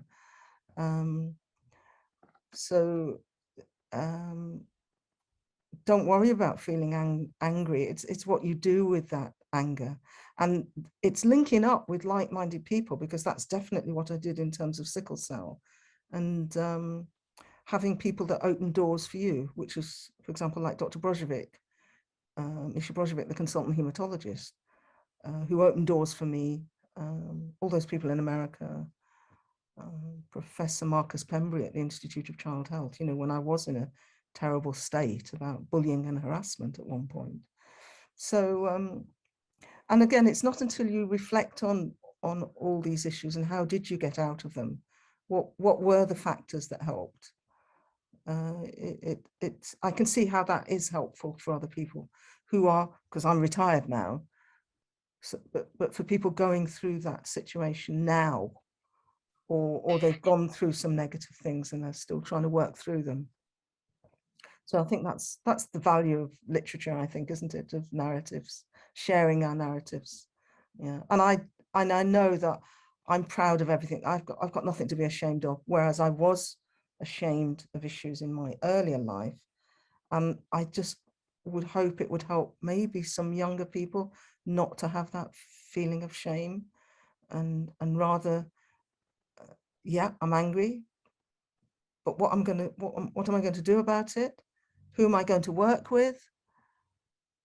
And also acknowledge the few people even that are trying to help you, or have tried to help you, or are helping you, because there's usually some kind people out there. Thank you, Dame Elizabeth. Oh, We have thank you so much for talking to us about Dreams from My Mother today. I thought I'd give anyone else the opportunity who's read your memoir to ask you a question if they wanted to, or a comment, make a comment if they wanted to as well. Yes, certainly. And nothing's off the table. Ask me anything. Ada said, thank you, Dame Elizabeth. Oh, thank you, Ada. Maybe I'll start from asking, what was your favorite bit, if there is one, in your memoir, writing, the process of writing? Which bit did you enjoy the most? Recalling my trip to Paris on the scooter, a return trip to Paris. When I don't remember, I'd got a suitcase at the back, which was sort of tippling. And I was on the boulevard périphérique of Paris. I was trying to, because I had to go down right to Vitry-sur-Seine, so very near Orly, on a southern suburb of Paris. And I tried to fix this wretched suitcase and I couldn't. And I thought, oh, blow it. Just gonna... So every time people were hooting, I'm going, yeah. Let them go, slow down. So I love comedy, actually. Humor has helped me enormously. So it was lovely to recall an incident like that. Yeah. Mm. Can I speak? Yes, go ahead. Okay, so mine is not really a question. It's more like a comment on, I haven't read The Dreams from My Mother, but I've read Mixed Blessings. And I was just really, I don't know if there's a word I could use to describe how I felt from just, you know, going through from your family tree, which I found really exceptional, to you know, describing the events of your childhood, which I mean, I tried to imagine being that you were just a child who was not in contact with other races or Black people. And it wasn't a case of you would go home to meet your Black parents or the one Black parent, and you at least knew that there was some other people in this world that looked like that. But then it was just a case of you alone in that world of, this is just me and how I look. So, I mean, it was thinking about it now, and I can't even imagine how it would be to a child to feel like you were just alone in this world, just the only different person in the world. And you having to, I felt like you had a strong mental capacity as a child to even be able to go to navigate that phase of your life up until the point where you started to meet other people that looked like you. You know, I can't even imagine it, to be honest. So I found it really, really, really intriguing. And to be honest, you've had a very adventurous life. Oh my God. You know, the trips you have described, you know, being in that stranger's house was it on the way to Paris where you, oh my God, I was like, you weren't afraid. You were, it just says that you are absolutely fearless. And reading your achievements, reading the fact that you have never relented in just looking for more opportunities to better yourself, it just made me ask myself, what are you doing with your own life? Like, what have you achieved in life? What have you done? You know, because I just saw you, you know, looking for more. You never really got to a point where you thought, okay, I should, maybe I should stop, but you just kept going and looking for more. So I found it, and just getting to meet you in person today has made me so, so happy. So I just wanted to make a comment. I don't really have a question because we've covered most of it, but I was really, really excited just reading your journey and just getting to meet you now. I'm so happy. Thank you very much. I think the story you're thinking about, but you could correct me, is when I decided to, hold on, I've just got to think about this. I was going to stay with my great aunt in Wales. Yes. And I was cycling, that's right. I cycled, it's the madness of youth, isn't it? You just think you could, I mean, I always liked geography, and I'd think, okay, I'm going from, where was I going? I was going from Shropshire to Llandrindod Wells in Wales. And I'd got the map, and I knew I had to follow the River Dee, you know. But I was quite naive though as well, you know. I mean, I think what it was is I know I have to get to, I'm here in A, and I have to get to B, and I don't have much money, but I have a bike. I think I had a bike, did I? I think it was a bike. Yeah, I can't remember that. It must have been a bike. And so this is the route. I worked the route out, and of course I hadn't taken into consideration the amount of time it was going to take. And there was these sheep, wasn't there? There was these sheep that I bumped into in this sort of rural area, and I saw this light. It was a farmhouse. I didn't realize it was farm, but I saw this light. So I walked, and there was this lovely farming couple, who just looked after me. I mean, I think you would find that in very rural areas, and it's late at night, and this person knocks on their door. You're going to take them in, I think. But again, it was like when I was hitchhiking with my friend. I was actually not very observant. So I remember where were we? Either in Cornwall or in Germany. I can't remember where it was, Switzerland. And I thought, okay, this car is slowing down. We've been hitchhiking, because people don't hitchhike now, do they? Don't think so. Not the way we used to hitchhike, you know. And so this car slows up, and I'm really pleased, and just getting into the car. My friend yanked me back because the guy is exposing himself. I hadn't even seen it. So what's the matter? She said, Elizabeth, can't you see? You know. But also, I think being quick thinking. So when there was a bit of danger, so for example, when my Spanish friend and I were hitchhiked all the way down to her, she was living in the north of Spain, just across the border from France. And we hitchhiked, and there wasn't any problem hitchhiking. down there. But then when we hitchhiked back, her family were very religious and strict and loving, but she said to Elizabeth, don't let on we've been hitchhiking. You know, we have to pretend that we've come down by train. And she'd been in touch with one of her brothers who met us at the border, and he also pretended to their parents that, yeah, you know, they met them at the train station or something, you know. And then, so when we got back into France and we got this lift from these two guys in a lorry, and thank goodness I spoke French. And also thank goodness I hadn't opened my mouth. So they didn't know I spoke French. So it was when one of them started discussing with the other which one they were going to, each one was going to take. I thought, no, oh, no way. I'm just thinking this.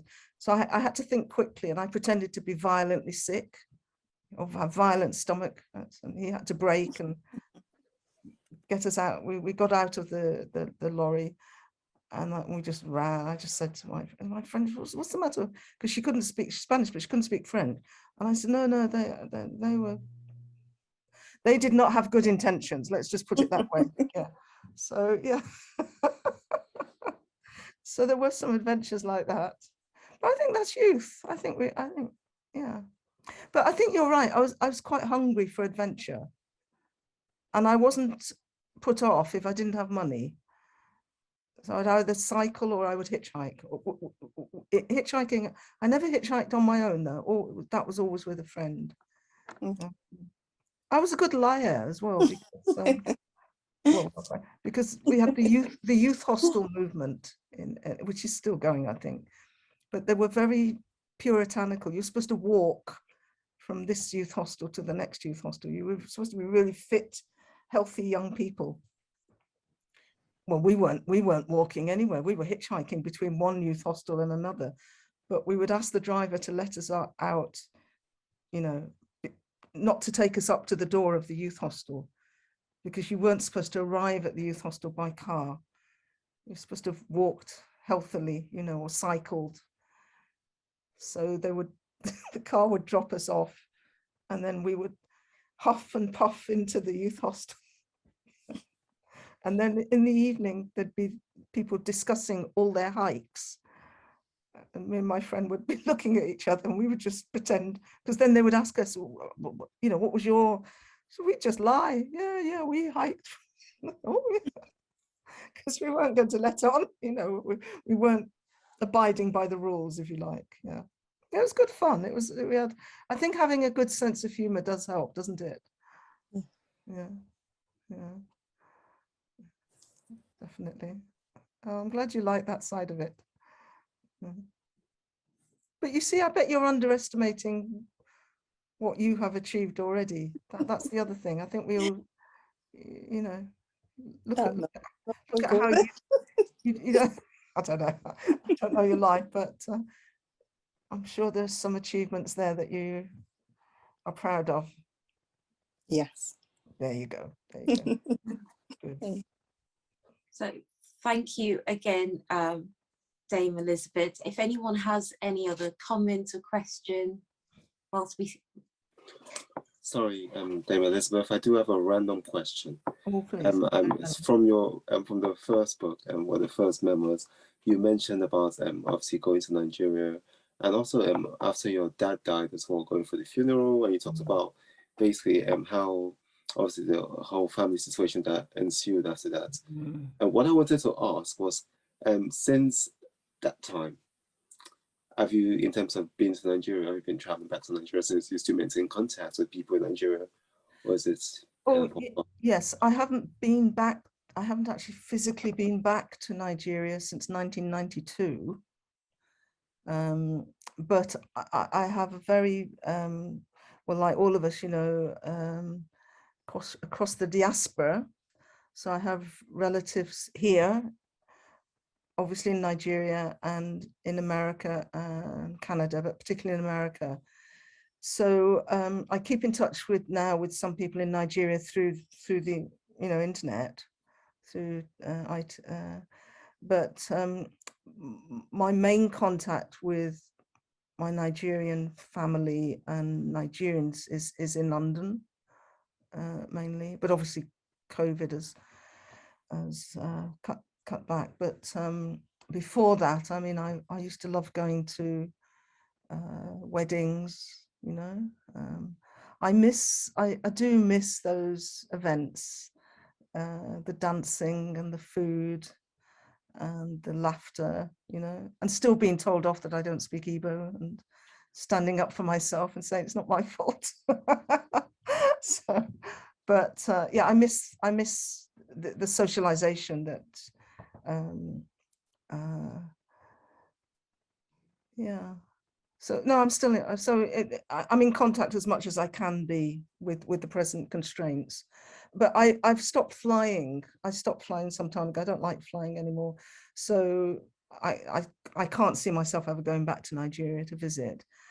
But to be quite honest, I feel I've got enough Nigerian culture, and I feel like I don't think I'm missing anything by. Obviously I am, but I'm not. I feel I'm connected very, very strongly to my Nigerian roots, even though I don't go to Nigeria, with my family and friends here, and you know, US. That's lovely. Thank you again, Dame Elizabeth, for joining us today to My pleasure. discuss and share our thoughts about your memoir, which we've all found really inspiring. Thank you very much for inviting me. I've appreciated it greatly. And so if anybody does get to read that, listen to the audiobook, don't forget, via Mary, please be gentle with your feedback though. I've started listening to the audiobook and it sounds fantastic. Yeah. That's very sweet. It's also lovely to read the book and also have you know, read the book as well, listen to your voice reading. So beautiful. It's a gift.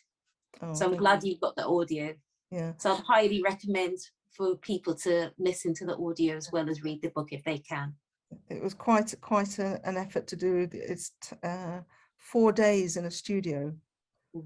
So I'm glad I did it, but I don't think I would do it again. But I'm glad I did it. Don't get me wrong. But there's an art to reading your book for audio. You've got to read every single word as it is in the book. And I realized that we speak differently to the way we write. So there was very much a temptation to throw in a word that you hadn't actually put in the book, or not read a word that was in the book that maybe you wouldn't have in spoken speech. So, but I'm glad I did it. I'm glad I had the opportunity to do it. Yes. Thank you again, Dame Elizabeth, and we hope you'll join our book club discussions in the future. There may be some really lovely books that, you know, we think you would enjoy discussing with us. So could you start sending me the links, or how do I? Yeah. Well, we're starting to put together a list of book club picks for 2022 already, and I can tell you that on that list is Things Fall Apart, which was nominated by Professor Amanda Howe. Oh, excellent.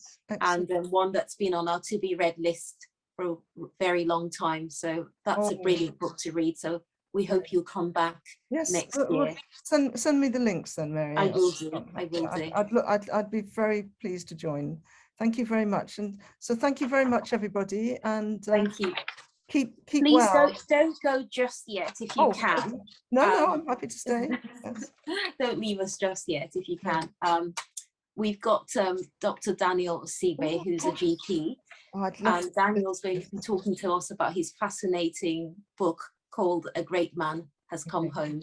Excellent. It's a book that gives us a really good insight into Nigerian life and Nigerian culture. Excellent. So we'll let Daniel tell us a little bit more about his book. I'll stay on for that. I'll turn my camera off. Thank you, Mary, and thanks to everybody for staying back. So that's what it looks like. A Great Man Has Come Home. And I'm not exactly sure where to start. So I'll probably start by telling a little bit about myself. So I I was born in Nigeria, and I moved from Nigeria to the UK when I was 11, and with my older brother. And just to get a bit of a background in terms of reflective, a bit of the story. So my dad had many wives and many children. So I come from a polygamous family, essentially. So my dad's probably got over 25 children, as far as my knowledge is concerned. And we all lived like in this big house. So we had this big house in Lagos, and we all lived, it was humongous, over 18 bedrooms, and we all lived there. So that's kind of like where I come from. And obviously, secondary school here, college and university, did medicine. And in terms of kind of like what made me write the book, I guess it comes from my dad dying, essentially. And it's not really the fact that, the fact that it's just more actually my dad dying, and then the whole process that resulted in me going to bury him and coming back from the burial. And yeah, and I think I just wanted to just put my thoughts to paper. So it's not actually exactly what happened, but it's actually just more a representation. And I think what I wanted to do, I thought it was a nice story to tell, but I thought what I wanted to do was actually just to give a story where I felt actually a lot of people from Western Africa can really relate to this, that in terms of like relative dies, all hell breaks loose, and yeah, and we're wondering why things are a lot harder than it should be. And I think what I try to show through the story is just kind of like how difficult we can make things, whether it's through the excuse of culture or family. In Nigeria, for something that should just be simple and straightforward, where you expect people to actually be sensible and reasonable and understand that you've gone through a traumatic experience. So in this book, I named the main character after my dad, and essentially, he is in a polygamous family, essentially, and his wives have kind of like all moved on. So the one that stayed with him the longest has died, and now he lives with a girlfriend, and because it's just a very larger than life character, and it's not a boring guy at all, and it's kind of very, very popular guy. But now he decides he wants to go back to the village because it's old, and many of his children have moved away from this house. And so he starts to make his preparations, starts to redo up his house back in the village, and he's planning to come. But then kind of like he's trying to sell the house where he lives now, and that results in basically sinister forces coming into play. And then he ends up going home, but not as he wishes. So he ends up going home in a coffin. And what I try to explore is basically a play from the personal point of view in terms of the problems with polygamy and the issues that arise in polygamous families and the disputes. And yeah, it doesn't really get that bad with the family, but then also highlighting some very strong issues about the problem with the economy in Nigeria, with the country as a whole, with the different, and with tribalism, and also just kind of like just in snippets, just I pick quite a lot of issues, a few issues of things that are happening, that why life is difficult and why it takes 16 months to bury somebody, and so that's kind of like what I try to do.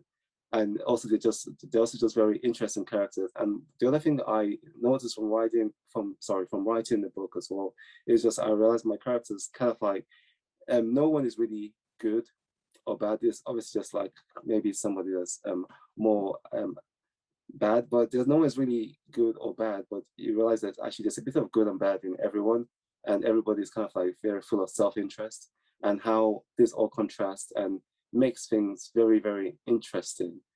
And then also the last thing I tried to get across in the book was I felt that there's lots of books like by Nigerian authors that are written that highlight Igbo culture, Yoruba culture, but I'm from Delta State. I thought actually let's try it. Actually, there's a lot more. There's over 250 tribes in Nigeria. Let people know there's a bit more to Nigeria than just Igbo and Nigerian culture and Igbo and Yoruba culture. And so I talk a little bit about the Urhobo culture and burial practices and rights and how this affects what needs to be done. And essentially, it just ends in a coming together of what reflections this brings to the family. So at this point, I'm going to quickly read just a little excerpt to kind of like get for you to get a little bit of a feel of what the book is about. So this is from page 143. Okay, so from 142, starting from the part that talks about the ceremony, it says, at every celebration, the old people have come to see the young people dance. The main ceremony began, and the children were instructed by Uncle Amos. Pa Otutu had requested a Christian funeral. Up stepped Pastor Stephen to the microphone.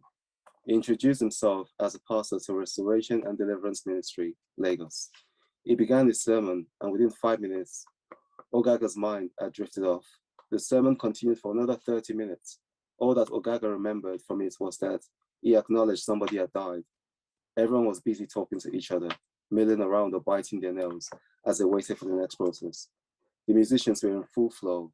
The first part of the ceremony was for all the children present and anyone else who desired to march around the coffin. The coffin was white, and the family colors were supposed to be white. It was becoming obvious to Ogaga that the color of robo burial proceedings was white. It was all to do with the saying that when a man has lived well, his burial is not a time of crying, but a celebration of his life. Not that crying wasn't allowed.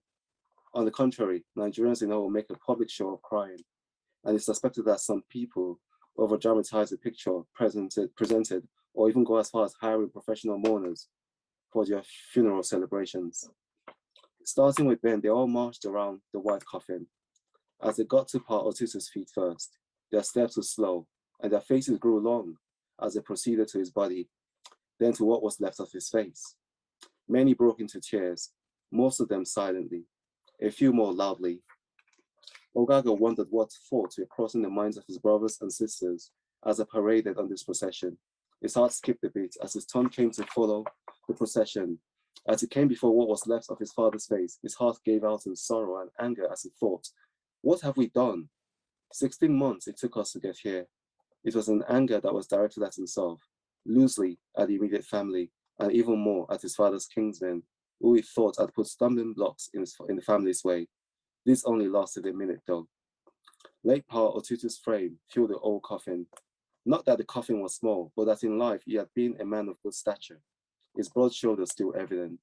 The coffin was well decorated with a gold collar lining on the handling and running along the middle of the coffin. The interior of the door was embroidered with white cotton along its borders and inlaid with a velvet blue. The floor of the coffin was covered with white cotton, which was arranged in the pattern of a curtain.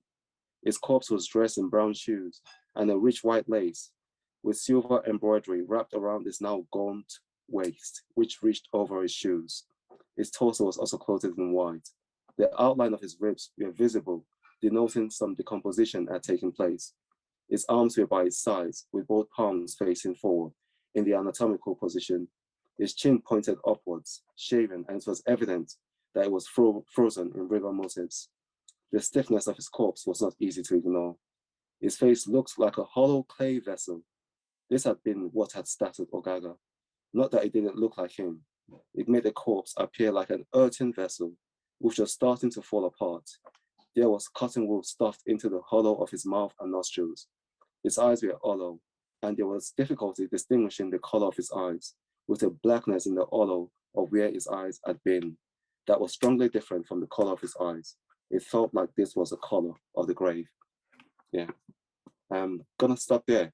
Yeah, and I hope that gives you a bit of an idea. I think what I was, yeah, and I think very strongly through the book as well is just the idea of death and just how, in a sense, powerful death is and how helpless we can feel in the face of death.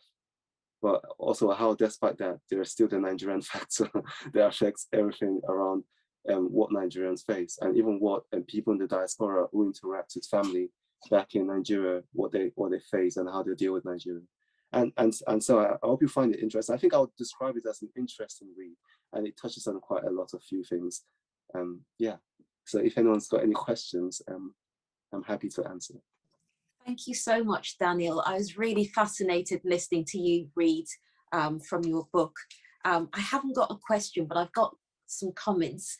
One of them about what you were talking about Nigerian funerals being a bit difficult, in inverted commas.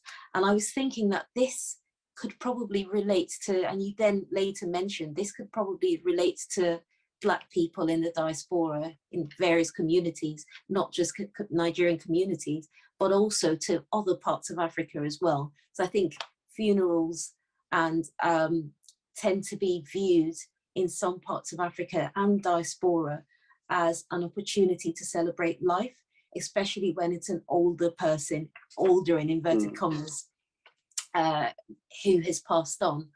So they're used as a way to celebrate life. And we know that funerals are very different from funerals, say, in the UK. So, and in what you talked about, the length of time it takes for a funeral to happen, although I think personally that some funerals take a very long time for the whole process to go through. I think, again, it may have a lot to do with the culture, which I'm really excited to read your book to find out, you know, a bit more about, because I think there's, for instance, I know that with some African funerals or Nigerian funerals, the family, as you were saying in the book, have really got to come together because everyone plays a role. And there's so many things to plan for, especially in this case, Pa Otutu, the main character in your book, is in Europe and has to be flown back to Nigeria for a funeral. So there's a lot to plan, you know. There's the, you know, the forms that have to be, you know, depending. In this case, I don't know whether there was any need for him to go to the coroner's office or to have a post-mortem, because I know that your book, you know, reading a bit about the book, one of his girlfriends makes an attempt to kill him and tries to get his home. So I don't know if there's any need, if he has a post-mortem, but all these things take a little bit more time when someone dies in a different country and they have to be flown back, which is quite common with a lot of people from the diaspora who feel that there's a need to take the body back to where the person or his ancestors are originally from, to rest in peace. So a lot of funerals of people from the diaspora are done so differently. So I think I'm really excited to read this because it's going to give us so much insight into the culture. I mean, we talk about births in a lot of, or read about births in a lot of books. So it's going to be really lovely to see how, you know, people celebrate the culture in Western Africa, and how people celebrate life and how people view death as a beginning, in a sense, which is so different from the culture here. So sorry, a lot of roundabout ways to, but just comments. You know, I'm really excited about the story because I think it's quite an important story to share and for people to get a different understanding of how death can be a celebration and a beginning for an individual and the family.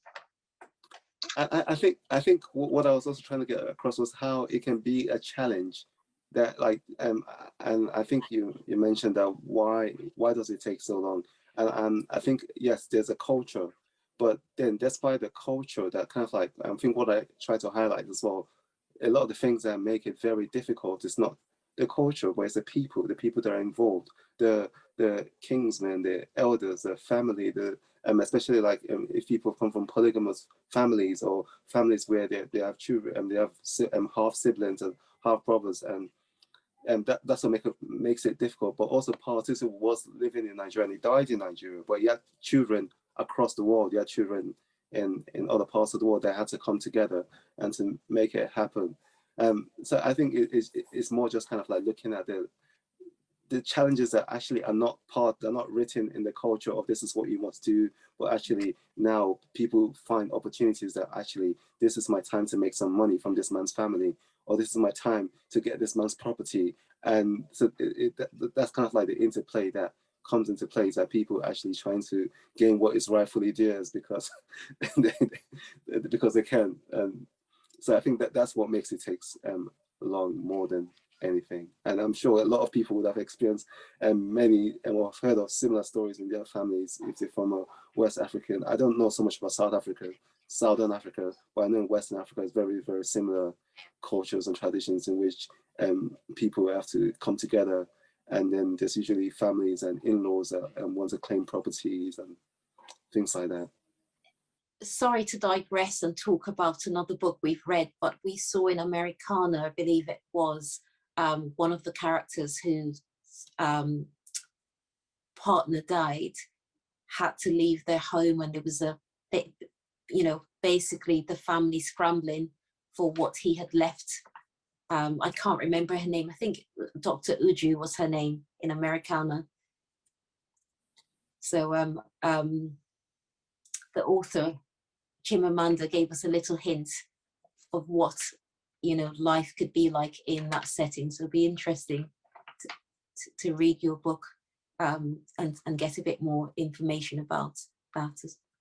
Yeah, I think I was hoping that people would read the book and would see their family and would see themselves in it and be able to identify, or if people were not of African origin or Black, because I think even there's some elements that even people from the Caribbean would kind of identify with as well, like the long wakes that they have as well.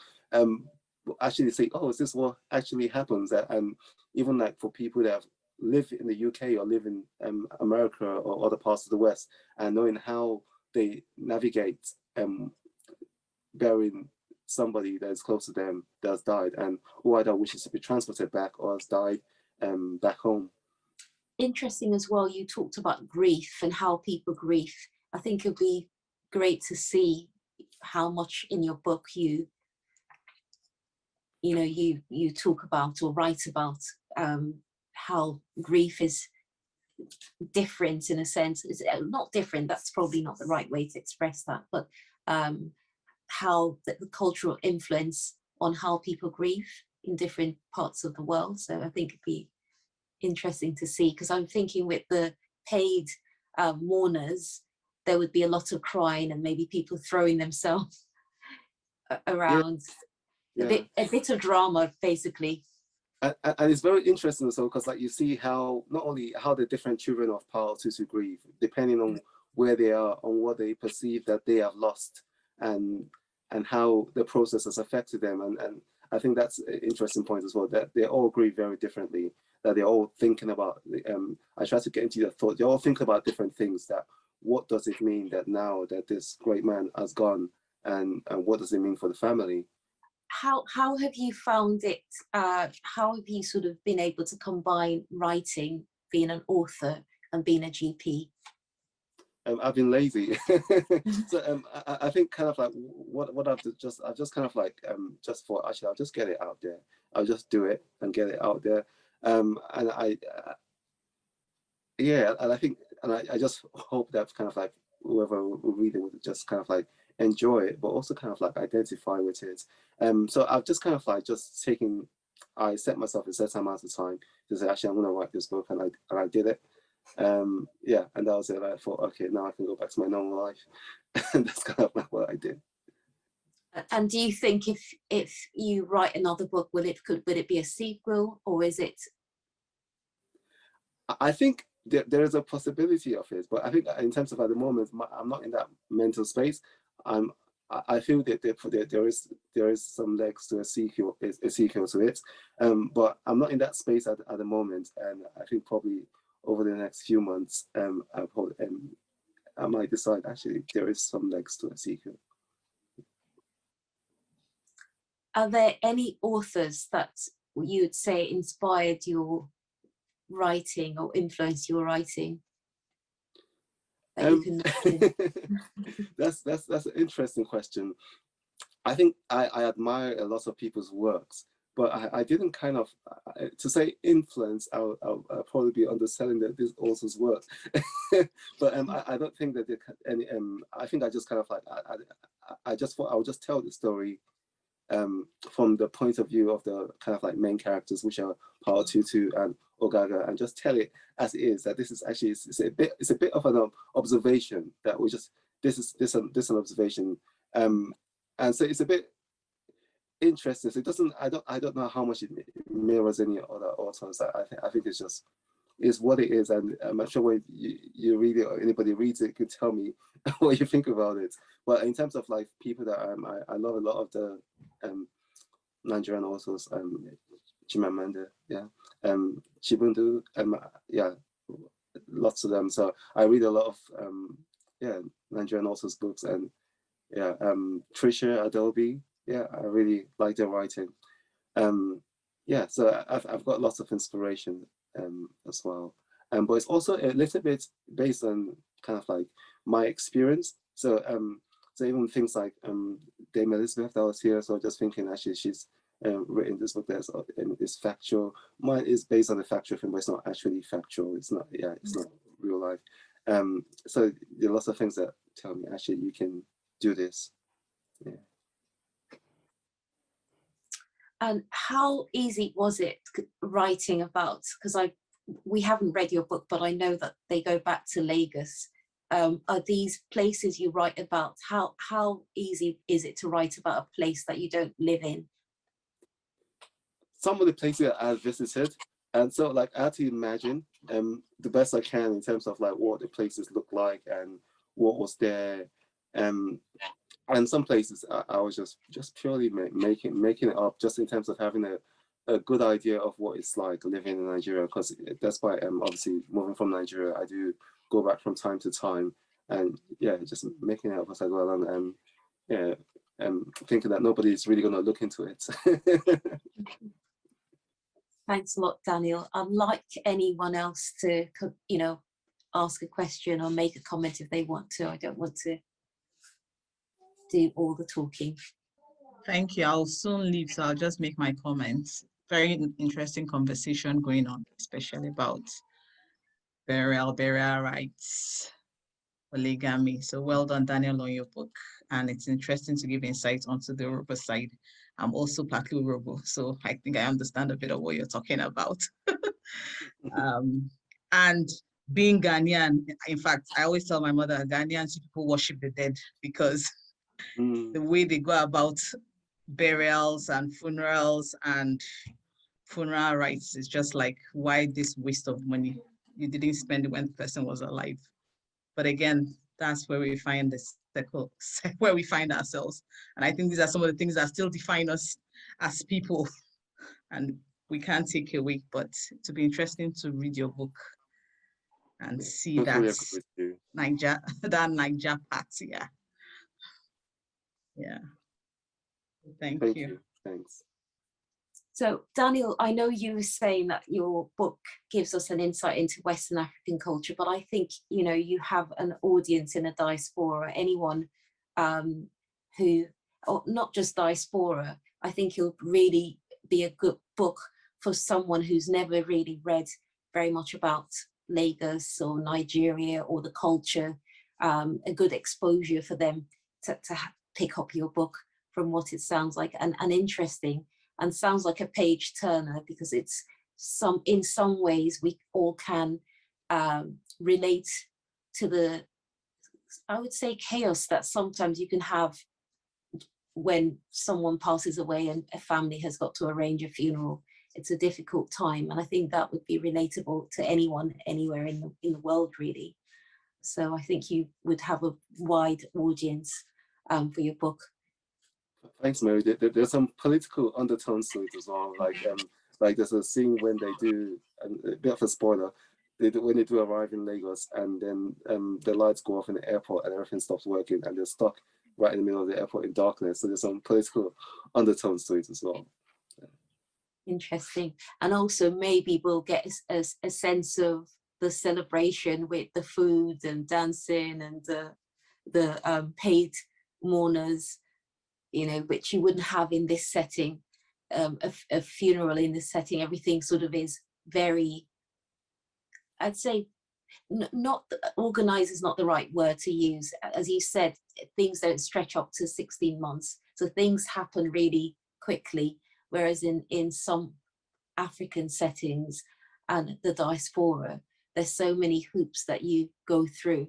And as you already mentioned earlier, sometimes there's people using that opportunity to basically try and get whatever it is that they benefit from the funeral for them, their own self. So be very interesting to read. We're looking forward to reading your book and discussing it in our book club. And I hope everyone joins in when we have all read the book and we have a discussion together. Thank you very much. Thank you. Yeah. Okay, so we've overrun a lot today because we started a bit later, but I just would like to say thank you to everyone for joining in today. This is our very last Black History Month book club discussion and celebration for 2021. I'm very excited to read A Great Man Comes Home by Daniel Osigbe. It'll be our December book club pick alongside Barack Obama's A Promised Land. So I think we'll probably be doing a lot of reading during the holidays. So I hope we all come back together and discuss this book at the end of December. For anyone who wants to read Daniel's book, it's available on Amazon. And Daniel, is there an audio yet? Or is that in the planning? No, after hearing what Elizabeth says, I don't know if I want to do that. Oh, no, There isn't an Daniel. audio yet. No. Come on, Daniel. I'm sure you could do an audio, and an audio describing a funeral and all that goes on would be incredible. Really, go on, try it. Have a think about We it. might get you to do it then in that case. No way, no way, no way, no way, no way. No, you do it, sir. But I'm sure it would be really interesting if you could do an audio.